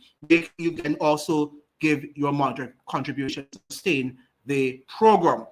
Now, Trevor is saying, first rule, the only rule of Satanism, do what thou wilt. Absolutely. Absolutely. Or do what I do, or do what I say, but not what I do. Something of the sort. Now, Stephen Knight is saying, remember they made up the word conspiracy, right? The CIA made up that word because people were questioning I shouldn't say they make up the word, but they weaponized conspiracy against people who would unmask conspiracies. Because do you know that Americans in the 19th century and in the early part of the 20th century spoke out heavily against the Vatican and were always suspecting and suspicious rather of the Vatican? They didn't want any Catholic president, any Catholic Supreme Court justice. All of these things could not have been had then. because they understood what happened in the old world. We are here now and we're dunce. We don't know the machinations of the Roman Catholic papacy and the Vatican. Now, remember, they made up the word conspiracy because people were questioning the JFK assassination. There's nothing wrong with thinking out the box and questioning everything. Yeah, if that's what they mean by conspiracy, yes. And conspiracy is just a plot, a secretive plot. And that is what the governments do every day, right? Look at what is happening with the third country nationals. If the Gleaner in Jamaica had not told us about it and had not had a leakage, then we would not be able to hear it, because governments often don't tell citizens what they're doing. They don't tell us what they're doing. We are the ones who will have to read between the lines and inform our neighbors. Now, we have Pedro Jamati saying they confuse them first with gender. Read the book. Steve Knight is saying propaganda. Yeah, very important to read all of these things. Everything that we're seeing on the media is really propaganda, right? When I see people coming on my program and telling me about who win the war, the United States or Iran, I really wonder what we're thinking. Because at the end of the day, all of them are going to have these smart cities. All of them are going to have these surveillance mechanisms. So who is going to win the war? You or them? You tell me. And all of their elites are going to be working together to talk about this weather, this threat that we have that is going to, destroy the entire population, which is climate change. So at the end of the day, do you think you are going to be the winner? or is it them, the ones, the capitalists, the ones who are investing in these, control and surveillance mechanisms? Now, Trevor is saying when the court lost the case against the Grand Theft Auto video game, the flood game opened far more, and today it's easy to kill. Many are also desensitized. You have ticking time bombs around you. Absolutely. And that's exactly what is happening.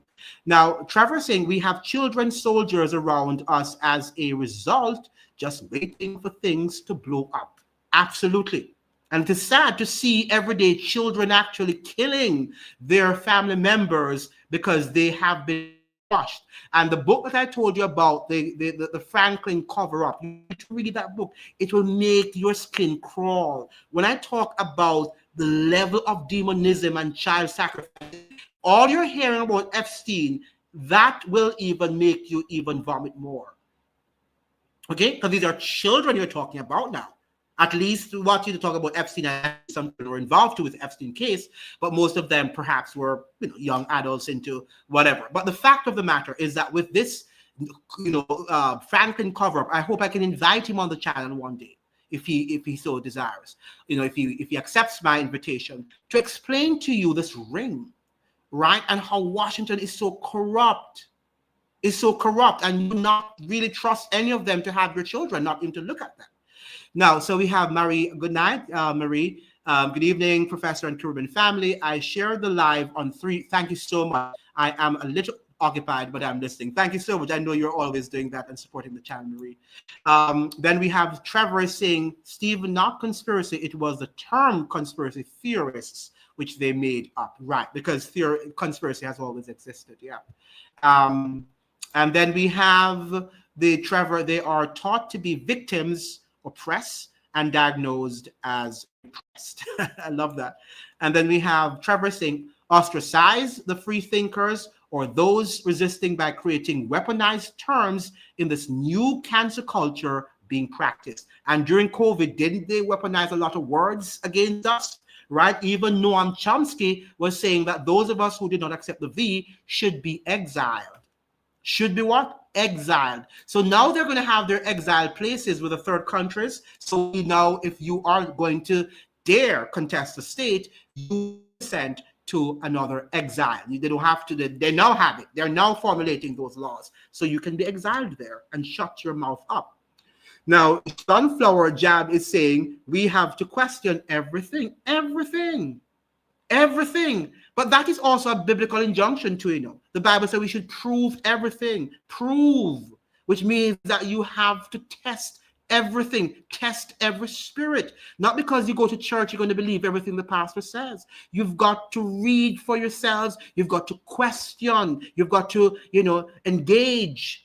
But many of us just go to school too, and we don't question our professors. We just sit and listen to what they say. And oh yeah, professor, Professor Moore, professor. And you write your dissertation and you think that you're a doctor. And many of the people with doctorates and PhD don't know anything.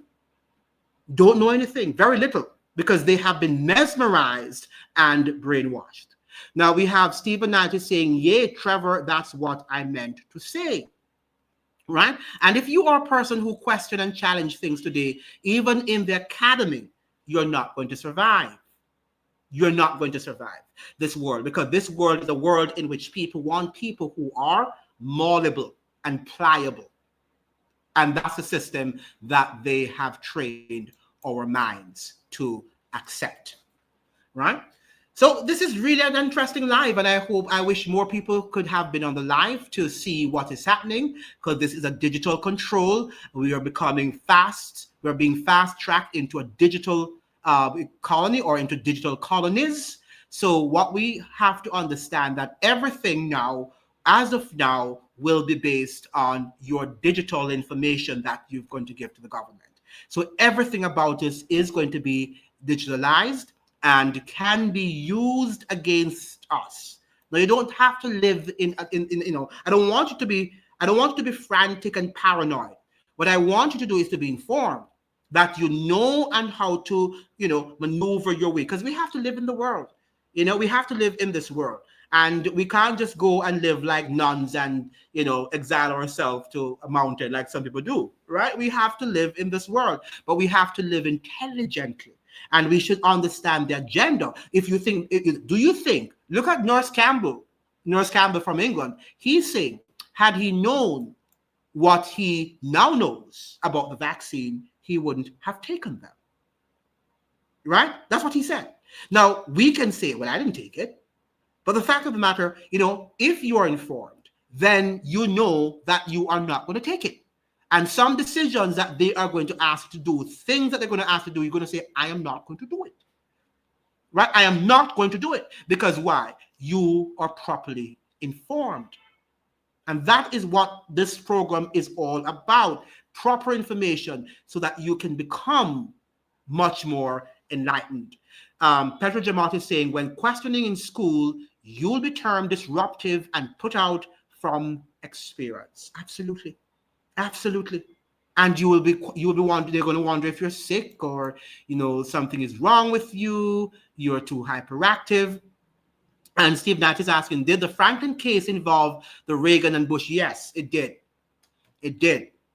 It did involve that. But when I tell you how that thing is, it will make all of your intestines, I could not read the book in one sitting, or even a chapter in one sitting. It was just too much to digest.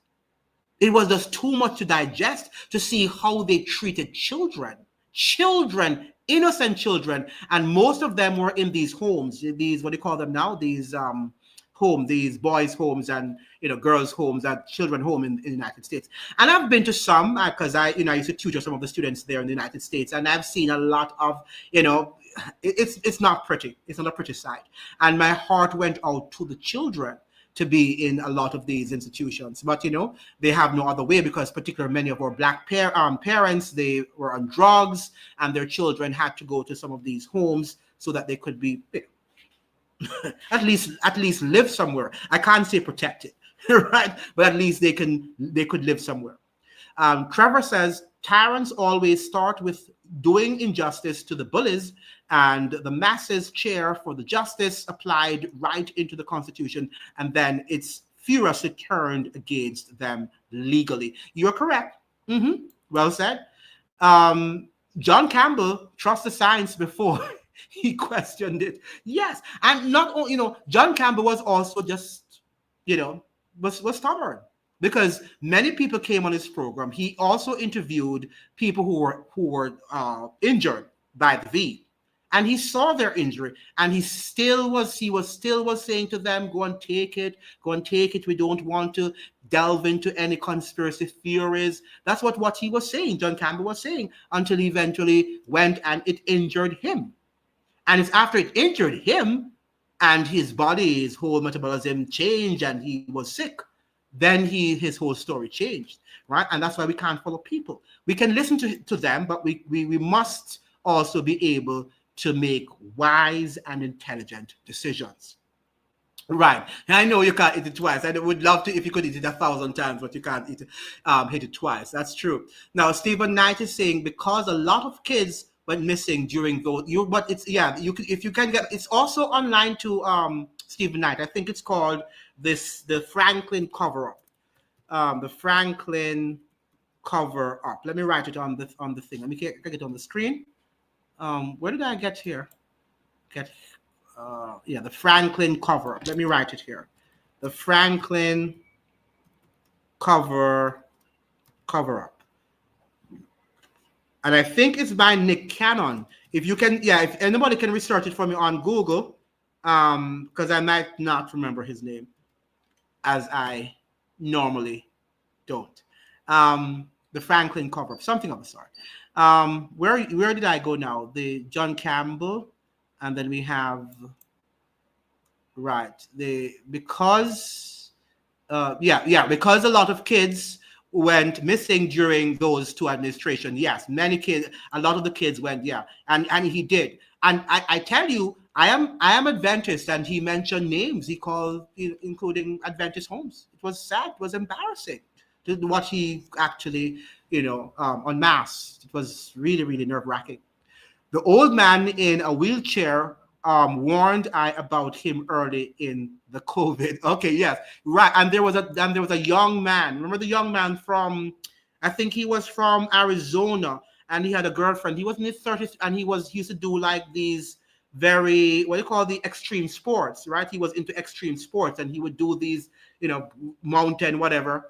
And he was injured after taking it, and he told John Campbell that he couldn't do, and he cried because he said, people were calling him wicked because he was talking against the vaccines, and so he received death threats because he exposed what happened to him. And he said, I'm not saying anything is wrong with it. I'm just saying that my entire system, my body, was changed, and he almost became paralyzed.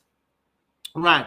Yes. And then we have, remember, lots of occult power requires child sacrifice for the adrenochrome. Yes. A lot of including Freemasonry. Right. Notice too that on the program there, the CIA, the ex-CIA whistleblower was saying that when you get to the 33-degree level of Freemasonry, then is when you know who you are worshiping. Before, they will tell you that they are not religious, and you can worship your Allah, you can worship Buddha, you can worship God, you can worship all of the gods of the world in the lower levels. But when you get to the 30th degree, but more so the 33 degree, you're going to realize that they're saying that the devil is actually God, and you're worshiping him, and you're speaking with him. It's frightening. It is frightening, right? Good. Yes. I welcome Irene to the program. Marie saying John W.D. DeCamp, the Franklin Wright cover-up, child abuse, Satanism, and murder in Nebraska. That is where it was, Nebraska, the center of it. And I'm telling you, it's not an easy book to read if you have a heart. If you are a human being, you love children, and you're wondering how could that be with politicians at the highest level in Washington and probably around the world, and the church involved, the churches involved, including my church, the Seventh Adventist Church. Well, not that the church itself, the hierarchy, the General Conference wasn't involved, but you had, a member, a Seventh Adventist couple who had home and who was aware that the children were abused and did not say anything. And some of these children are coming to church and you don't even know. Some of these children are going to church and they're, probably dressed well, and you think that they're normal, and they're not normal in terms of what they're asked to do. And if they don't do it, they really put it on them. They beat them. They torture them. I mean, it is, and this is coming from people who dress up in ties and jackets every day and in Congress speaking very eloquently. All right? This is what you have to know. Okay, so this Epstein thing is not just Epstein. Epstein is just a distraction. Well, I wouldn't say he's a distraction, but he is just, one of the actors of the system. of the system, because he's not a distraction, because what he did was terrible and should also be unmasked. Yeah, so that is it. Thank you very much, Marie, for highlighting that book. You can read that book, and I think you can get a copy. You can Google it, and you can get a PDF version of it. Who the Devil Name? Well, the devil is a title; it's not a name. All right, Lucifer is what the Bible calls him, but the devil is Satan is a title, just like God is a title, not a name. Now, so we have El Monte. Apostle Paul said Satan is the god of this world. He is the world government. He is, whether we like it or not. Whether you like it or not, people, he exists. And that is why he's hiding behind philanthropy. He's hiding behind the politics of the world, right? And people think that everything is just your government, but they are controlled by higher forces in the spirit realm, right? In the spirit realm. All right, we don't live only in the physical realm, we live also in the spirit realm. Very important that you understand that. Now we have here, look at all the views that went on in the church. Nothing really came about it, right? Yeah, look at even the Catholic Church and all of the sexual, molestation and whatever, and nothing came, because they're controlled. And the Catholic Church controls enormously a lot of what happens in U.S. politics and financial world. Now, Stephen is saying, sorry, I meant to say, look at the abuse that went on, right, in the church. Nothing really came about it. No one was really held accountable. Because we're saying that the church, to a great extent, controls what happens in the political system. Why? Because just like how you have the politicians in the United States go to Haiti and they look at voodoo, right? Do you know a lot of the politicians in the United States go to Haiti to use voodoo as a way to win their elections, right? Because they think that these spirits, who in their eyes are more powerful than humans, can be able to combat their political rivals, and give them victory. Because we must understand that human quality or identity, we are flesh and blood, so we are limited. We are what? We're limited. So that is what we have to understand. Do you know that in that world, in the spiritual realm, and read books on that, people walk through walls. The demons allow them to walk through walls. And I tell you, the AI that we're talking about tonight is demonic to a great extent. Nobody can tell me that there is not some level of satanism and demonism that is involved in AI. When you send the AI some information and you ask a question, the rapidity, as Andrew Holness says, at the speed of thought, that thing spits out information to you at the speed of thought, right? Who is going to do that? No matter how brilliant the individual is, the human being is. No matter how brilliant the human being is, have great language command, right, will not be able to write a letter in 2 seconds, right, with great content and well organized as the ChatGPT or AI can do. So you must understand that this is not just any ordinary system. And when I ask ChatGPT, for example, how do you get things done so quickly? How are you able to just spit out the thing, so quickly? You know what it says to me? It says there's a mathematical thing computerized, and they put all these mathematical, whatever together, and it just spits out the information. But doesn't it take some time? Even if high-level math is involved, which I'm sure it is, but I'm saying to you, how is it that it's able to spit out that information to you so quickly, right? If demonism was not involved. Do you know that the angels can move at the speed of light? They move at the speed of light. They're not flesh and blood. They can walk through walls, right? Their thinking is much more elevated than your thinking and my thinking. They speak all the languages. Okay? So we think we're playing with ordinary things, and we're going to find ourselves in problem. Now, walk through wall as a metaphor, not a metaphor. It's real. It's real. These are real. And they're persons when you're in that high level of existence. People have said that they see people just walk through the wall.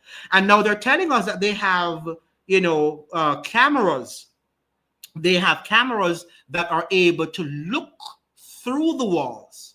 So in some of these smart cities, we're going to see cameras or people or these, what they call it now, the powers that be are going to be able to see through the walls what you're doing. Remember in 1984, we got some amount of information on that in the book 1984 by George Orwell, right? That he talked about the wall hearing, listening to us. Okay, and it almost seemed like a sci-fi movie in that time when he was talking. But now that we're living it, we're living in that era, we can say that this is possible with all of the technology that we're seeing. Amazing. Now, Steve Knight is saying, research the people involved, most of them are not right in the head. Yes, and that is true. Many of them are because they're evil, and evil is mental illness. Right? When you're evil, you're mentally ill. When you want to kill somebody, when you're so jealous of somebody that you want to, wrangle them and to get them lose their jobs and so forth, you are mentally ill. Because why? Why are you doing that? Something is wrong with you. Now, Trevor is saying DARPA made the internet, right? And it was for the military, right? Military devices, etc., worships loads of occult entities, and we use their black mirror devices, TVs, phones, computers, etc. Jack Parsons did the same to conjure up NASA's devices. Well said. And do you know that, Trevor, years ago, I think 2006 or 7, I read a book called The Fourth Reich, and I think it was by, oh Lord, could you research this, somebody, for me, and The Fourth Reich, and tell me who the name of that person was. His name is eluding me at the moment, and I can't go on Google right now. The Fourth Reich. Is that how you spell Reich? Yeah, I think that's how you spell Reich. But please research the fourth, not the third, but the Fourth Reich, and tell me the name. But that person says everything that you've said here, Trevor. But all of these internet and the technology that we have now, they were made years ago. Some of them were even during Hitler's time. That's why he titled his book The Fourth Reich, because he's suggesting that some of what we have here, we think they are so revolutionary, right? But these things, along with the occult world, and remember now that Hitler worked with the occult world. Hitler was a Satanist at the highest level, right? Do you know that I watched a documentary on Hitler, and they said when he entered a room, of course, you had to stand and applaud him, right? You're clapping.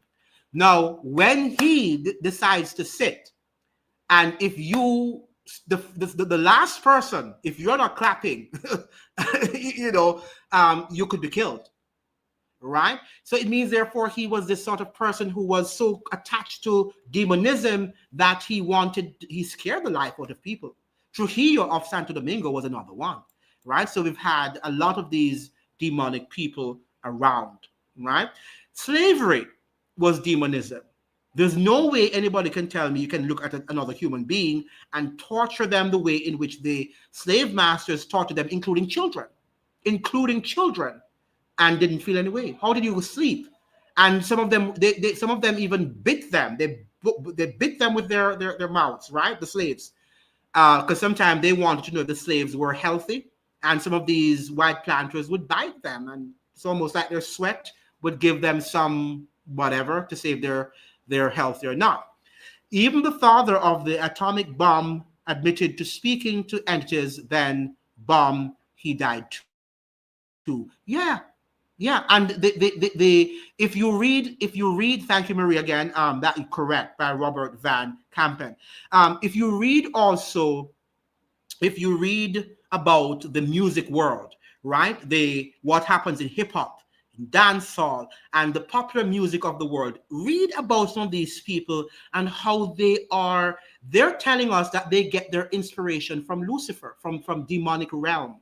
People who, for example, write movies, right? And some of these producers of some of these movies that you watch, and you see people walking through walls, because sometimes you watch movies and these things happen, right? And you see a person walking through the wall and all that stuff, and you think that this is just camera made, is something, but they work with demonic realm, and that is how you see what you see.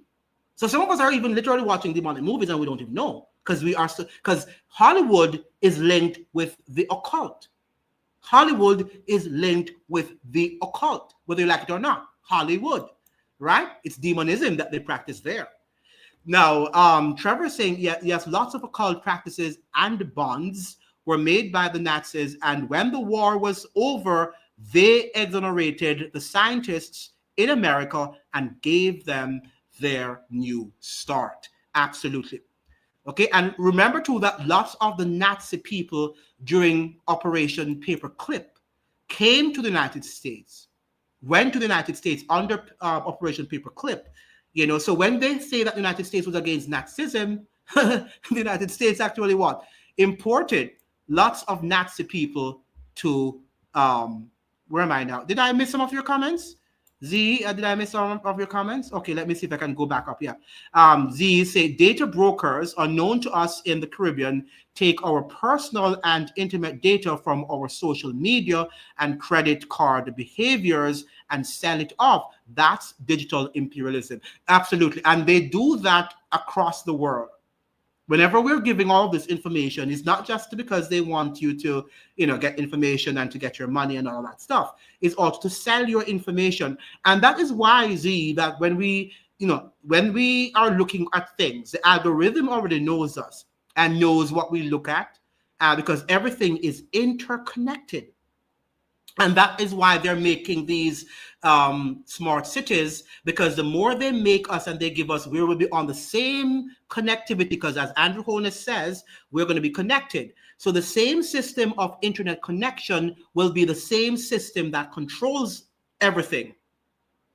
Do you see what I'm saying? So that we are going to be controlled anywhere you take it. Okay, we're going to be controlled. Very well said, Z. I could not have missed that. That was a beautifully said. Pedro Jamat was saying, you with this white thing, when you're speaking of slavery, everyone did it. Yeah, I'm not suggesting there, but I'm saying that the system that the whites practiced, that Europeans practiced, was much more brutal in some regards, right?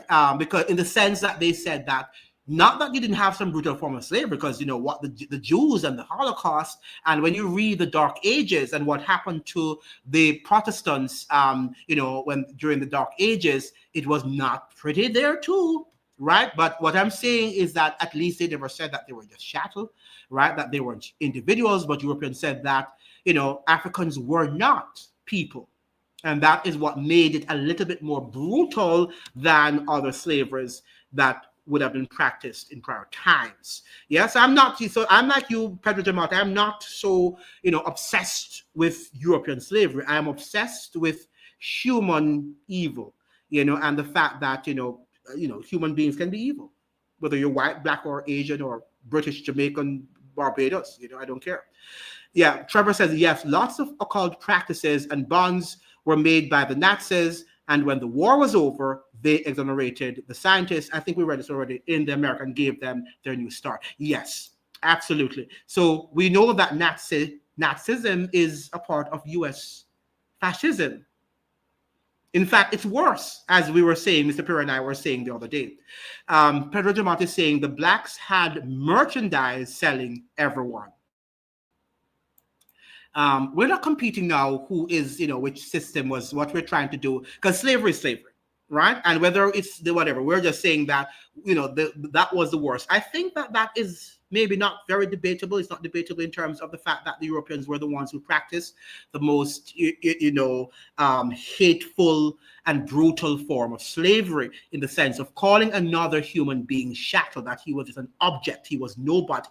Right? Others, yes, they recognize your humanness, but they did, they did terrorize you too. But the fact of the matter, if I should think you are just an object, as they think we are now, as the globalists think we are now through the digital era, then that's how they're going to treat us. And that is why they gave millions of vaccines to kill people, right? And people died. skull and bones in every race. Absolutely. Skulls and bones, absolutely. And you have wicked people in every race. Accepted, Pedro Jamon. Trevor is saying, yes, astral projection, lucid dreaming, etc., is practiced by these people. This is why much of the mushrooms and mind-altering substances are being encouraged to open our third eye. I hope you're taking note of Trevor, a lot of what he's saying, because they're profound, right? I wonder if Trevor is an author, because you write with some amount of precision, a great amount of precision, and also accuracy and depth. Now, blame the traders. Yeah. But who are the traders? Who were the traders? That's the question. Trevor is saying rather, yes, the transatlantic slave trade was a very spiritual event and fed much evil. Right, because when you talk about it was religious. It was a religious movement. When you think it was economic and religious. And I have to serve you, and I have to do whatever you ask me to do, and and God says it that yes, I should be your Lord. All of that. Wow, that's religious. They were bought, shackled. That's what Pedro is saying. What you expect.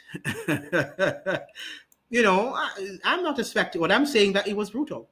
I don't think I'm expecting anything. Z's saying the European form of slavery was the most detestable form of slavery. That's not up for debate. I think that it is. It was very.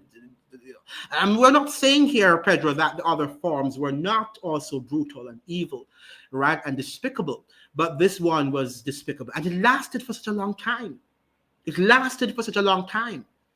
Right, and then also the separation of families and all of that. It was terrible. I remember reading this book by I think it was The Black Reconstruction by W.E. Du Bois, and he was giving this story, right, this narrative of a family, and you had a child, right, who was at his slave on the slave plantation, and he was busy running around. A child runs around and whatever children do, and then all of a sudden he saw that whatever came, transportation came to the plantation and took his mother and father away. And the mother was crying and saying, that is my child, I want my child, and whatever. And they just said no. Right? They just extracted the mother away and took her to another state in the United States and left that poor child away. I mean, for days the child kept going to the fence and crying and crying for his mother, and the mother would never come back. Right? It was a brutal system on every level. Right? The Europeans were diabolical. Yes, it was diabolical. And I think they even practiced some form of cannibalism, right? I think in some way they were cannibals. The system was brutal. And the residual impact, he's saying, of European slavery totally messed up Caribbean masculinity. It has. Because the way in which we are perceived also of just getting children, impregnating women, right? And now it is also being reinforced by our musicians or popular musicians. It's sad to see where Caribbean men are going. Booker T. Washington experienced it and had a different opinion. Right. Well, I think everybody has their opinion. I don't think Booker T. Washington was saying that it was not brutal. I think what he was trying to say is that we have to move on, and that is what I think we have to do. I think to some extent, I don't like the extreme, Pedro, where people are actually either one extreme where people say nothing was wrong with the system. It was just, what people do. That's extreme. Right? Another extremity is when we now say we can't move on because of slavery, and we're not trying to move on. We're just sitting and waiting that, some reparations will be given to us and stuff like that. So we don't want to be to the extreme on both sides, right? We want to be balanced in our perspective. Pedro Jamot is saying the history surely got you emotional. What emotional? I'm emotional about the the what do you call it now, the digital economy too, right? That's why I'm here. Because I'm emotional about that. COVID lockdown was also a great spiritual attack on the world, right? As well. And the worst thing you can do when fighting evil is to have fear in your heart to the point it immobilizes you. And that's what happened. Notice too that they shut down churches and any other thing, but you could have the casino open, the clubs, some of the clubs were open, politicians were going to clubs, right? And having their escapism, right? While people could not be able to go to church and to unwind and to connect with their faith. Blame the chiefs who sold them also. I blame all the people, including African people, who participated in slavery, right? Just like I'm blaming all the politicians of today, Andrew Holness, Mia Mottley, Irfan Ali, who are a part of this global digital slavery system. It's the same thing. And I am against them. I'm not on their side. And that's what I'm saying here. Mosques were kept open there. Yes.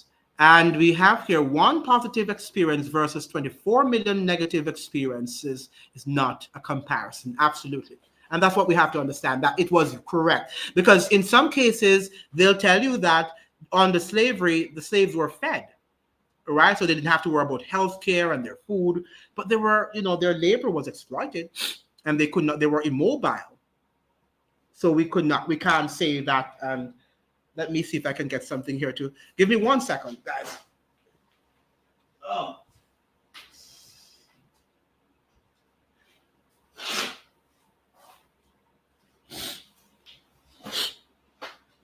Yeah, we can't say because something went right was something good. They got their health care and their their food and so forth. That it was something good, right? It was not. It was not.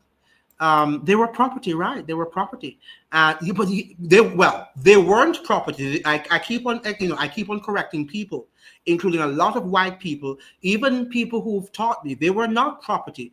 They were considered as property. But people are not property.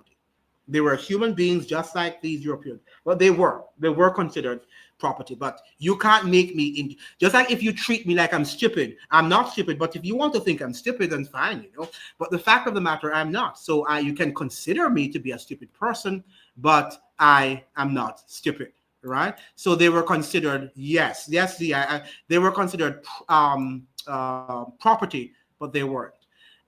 Trevor is saying, yes, slavery not only encouraged breeding of the slaves and their descendants, but in Jamaica, lots of buck breaking, aka homosexuality, which explains a lot. Today, they make trauma normal as a love group. Correct. Again, always on point, Trevor. Can't disagree with anything you're saying. You're so profound. Pedro Jamat, you are allowed to use whatever term you feel like. Yeah. But do you think they were property, Pedro? And if somebody should call you fool, Pedro Jamal, do you think you're foolish? No. So you can say, well, think what you want to think about me, but I'm not, right? But somebody can say that you're foolish. Somebody can say I am foolish too. Somebody can say I am whatever. I'm a monkey. They can call me whatever they want me to call me, right? But am I a monkey? No. So if you want to consider me as one, then fine. That's your perspective. That is your view. But I'm not going to agree with you, and I'm not. In reality, I am not. So the slaves were humans. In reality, they were humans, but they were considered as property by these people who controlled them, because they had no control. The system was so brutal that they weren't able to leave or to end it as soon as they probably wanted to end it. What a beautiful life tonight. I think this is what we should be having every day. If we could get many of you to be as we had. I think today was a beautiful life. I can't complain. But let's be consistent and build the life as we've built it tonight so that we can build a platform, because tonight was very good. And not only the numbers, but more so as importantly, your response to the live. And whether we agree or we disagreed, I think that both of us had great arguments, both for and against. Z saying, can I be real? Can we be real? The issue is with the detestable level of fornication that happens in the Caribbean, because it has been normalized, as you're saying, these things have been normalized, and we think that that is how life should be. Man must have, in Jamaica, they say man must have enough gal, right? So if you're going to be a masculine guy, you have to have loads of women, a trailer load of gal. As you know, as what's his name? It was one of the dancehall singers. What's his name again? It wasn't Buju Banton. It was who sing Trinidad Gal. Pedro Jamal, and this is affecting our society, by the way, affecting it terribly, including in my family. For example, I grew up and I learned years in my adulthood that my father had another son, and you know, and it was weird. It was sort of weird to meet that other brother that I did not know, right? So yeah, these things happen, and it's a part of the culture, you know. Is not what I think. It was what they were bought as, whether you like it or not. Well, okay, so it's not what they think, that if they want to buy you and say you're stupid, then you're stupid. I don't agree with that, Jamal. And I don't think you would agree that you are stupid, because you're a sensible person. These saying syphilis rates are through the roof. Yeah. And we're hearing AIDS too. By the way, HIV, not AIDS, but HIV, I understand, is really high in the Caribbean. In Jamaica, in the DR, I'm hearing some very frightening numbers about HIV among other sexually transmitted diseases. So this was great. Yeah. Yeah, but it's true. It's true, Jamat. You know, people can say whatever they want to say about you or about me. It doesn't matter. You know, the problem is, as you're saying, when they control us, as you're now saying, Pedro Jamat. That's the problem now, is when they sort of corner you and you can't move out of their foolishness, and they keep on brainwashing you every night. You're stupid. Can you imagine if somebody were to corner you every night and say you're stupid, you're nobody, and they do it every day? Then eventually you're going to feel like you are stupid, because you're cornered and you can't move. They're stronger than you are. They've blocked your path. So yes, from that perspective, but the slaves were not. As we know, they were not stupid, and they also were not chattel. They were they were nobody's property. They were just in a system that they could not control at the time, event until they were able to control themselves and fight against it. Good night, good night, good night. Z saying it had caused immense suffering and continues to have a devastating impact. It is a legacy of slavery that we must break. Men must be more than breeding machines. It's something we have to break, but it's also not only the black people now too. You know, I think we're living in a hypersexualized world. So white men are a part of that too now. In fact, white men have always been a part of the system. That is why we have all these mulattoes, right? We have all these mulattoes and mestizos and all of these other names, because you know the white planter was very involved with the Indians and with the indigenous people. When I say Indians, I mean with the indigenous peoples, and also the African people and other peoples. So we have all of these different ethnic groups in the Caribbean and Latin America because of the white man, the European, also messing around with lots of women and unfortunately men. You know, so the fact is that I think that we have been living in this hypersexualized world, and now even more so because we have all of this internet and people have access to pornography and other things. So and we are being shown sex every day. Sex sells, a beautiful woman on your drink and whatever. And women now, the way they dress, women now are not dressing in a very moderate way now. Women are carrying themselves in very open way, as if they're on the beach, and their men are going to look.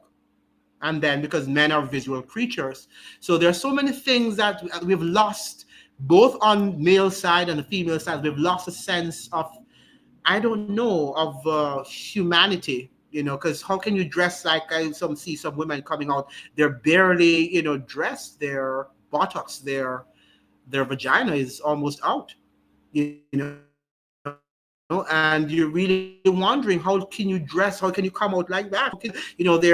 I'm seeing them, and so they're like a little bit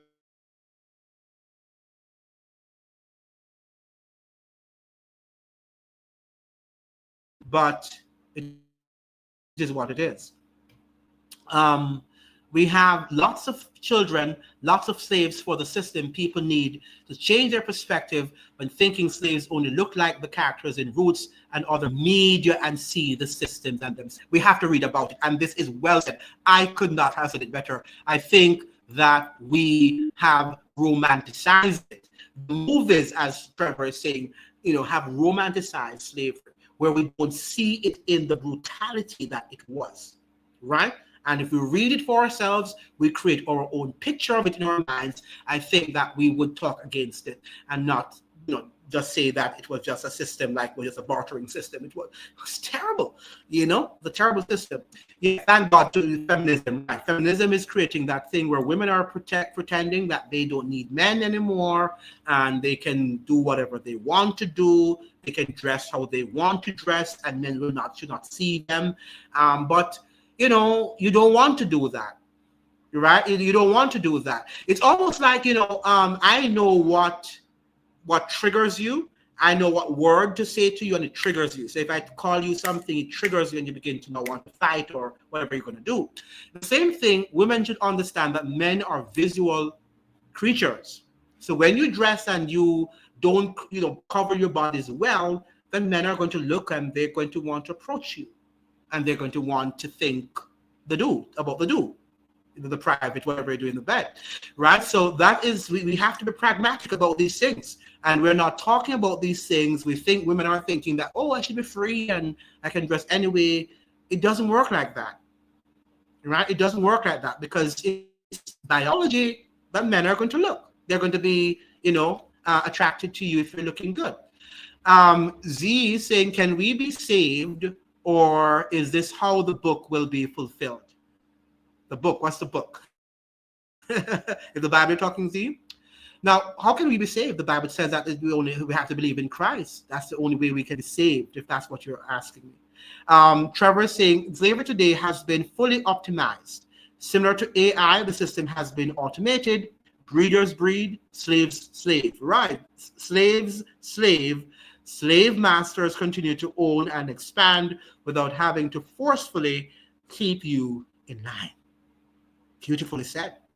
Beautifully said. Trevor, I have to invite you on the program one of these days to talk because you really are profound. President Martin is saying they even accept man impersonating woman without saying anything. Right. That is what they do too.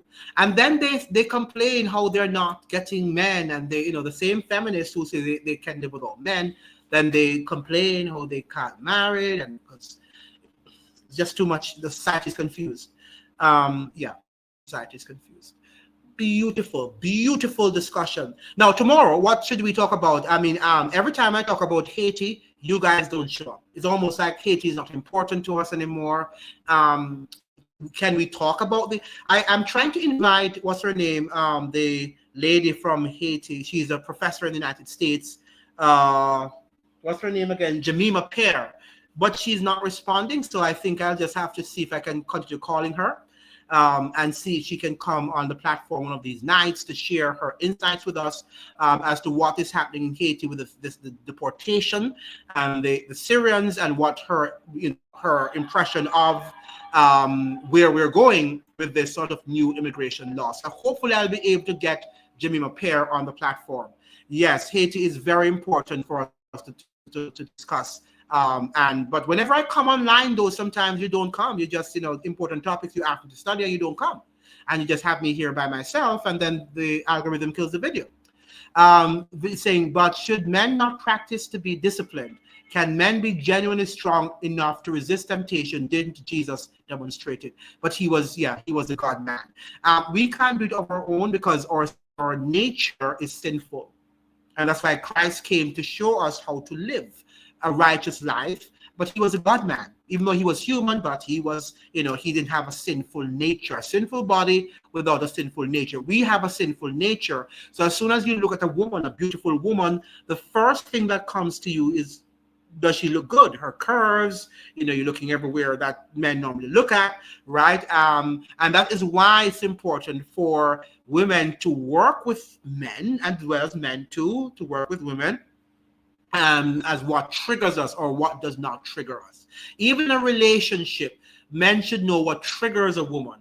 If he comes home late, he comes home, probably not willing to engage her. She might suspect that he is with another woman, and this may trigger whatever. And women should also know what triggers men. She should have the home at least prepared for him, trying to, welcome him home with a friendly tone and all that stuff. So, in other words, yes, we should be disciplined and whatever, but at the same time, there are things that trigger us, right? And because we're human beings, and we should try not to make people, if I'm going to come here and I know that you are poor, right, or you need money, and I'm just going to just put $10 million,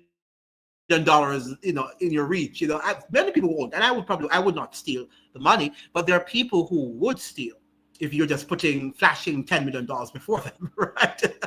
Especially if they're in need. So, I think that we have to be intelligent, not wise, we should be wise. Appreciate you, Andrea. That's fine by me. Yeah, no, I hope that I will be able to do that. And if you're willing to talk about Haiti too, nothing. Because and some of you too, not only Trevor, any of you who want to come on the if you want to join the live and we have a discussion with you here on the platform, that's beautiful. Because I'm not better than you are. You are sharing your knowledge with me too. Pedro DeMarto is saying why they love to live in the U.S. Well, it's not that they love to live there. And I hear African Americans saying that the Haitians like to. It's not. And lots of Trinidadians and Jamaicans and Barbadians don't like to live in the U.S. and many other people. But it's that they've gone there because of things in their whatever reason happening in their home country. And then when people go to another country, they end up getting married sometimes, finding a wife or a husband, and they have children, and children make you stay there. Right? What do we like with children? You have your grandchildren or whatever, you want to stay there and be with them as a family. Z saying, I will try to be online tomorrow. This is a fantastic channel. Thank you so much. And we'll talk about, what do you want us to talk about tomorrow? I just said Haiti, but do you want me to talk about something? And please make sure you come so that we can build the channel, because the more you don't come, the algorithm is going to kill the video and destroy the channel. That's what it's doing. The more you're here is the more the algorithm will push out the video to more people on the platform. Yes, fear of losing their oppressor and the discomfort and promises he provides will cause us to separate. Segregation will arrive by a new name shortly in the name of safety. You're correct about that. Can't say it better too. Z saying that would make a great topic, Caribbean gender relations. Okay, good. So do you want us to discuss that tomorrow? Caribbean gender relations? Do we want that tomorrow, guys? Do you think that will be the city of Chicago was founded by Black? Yeah, and without Haiti, also the United States, Louisiana Purchase, by the Louisiana Purchase, the U.S. would not have had the big territory as it has now, right? And in fact, the U.S. probably would not have been, because had the Haitian Revolution not been successful, then what's his name? The Napoleon was suggesting that he was coming back to capture the United States and to destroy it as a free nation. So we probably would not be living in the States. There would not be a States, United States of America, and so forth and so on. All right, so let's look at tomorrow now. What do we prefer tomorrow? Haitian thing, or the Haitian crisis, or gender relations in the Caribbean, as he is asking for? Which topic should we talk about tomorrow night? And don't tell me and you don't come. You need to show up so that we can build a channel. Which one do you want tomorrow night? Haitian migration, deportation, or gender relations in the Caribbean?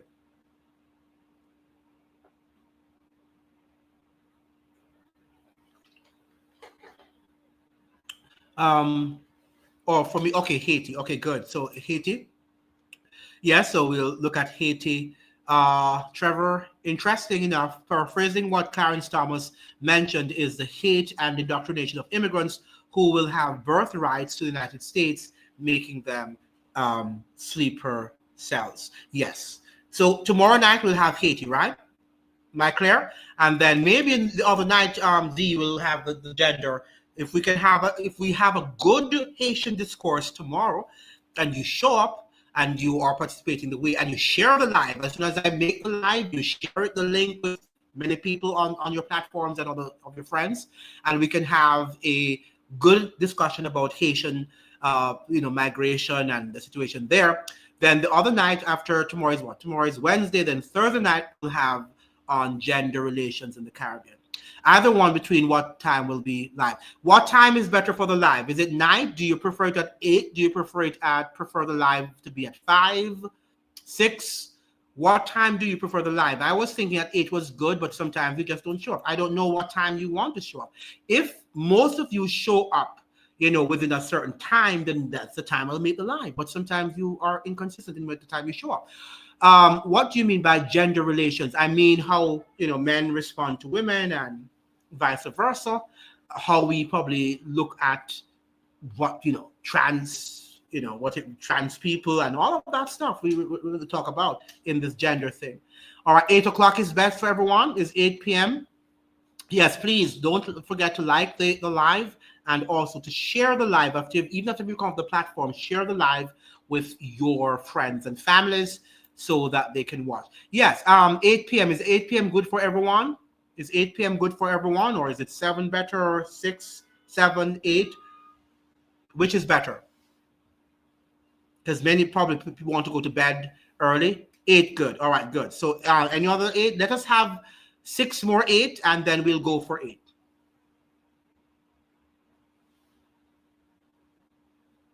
Can we have 4 more people saying 8 is good? 8. Just write 8 in the box, and then we'll all do for 8.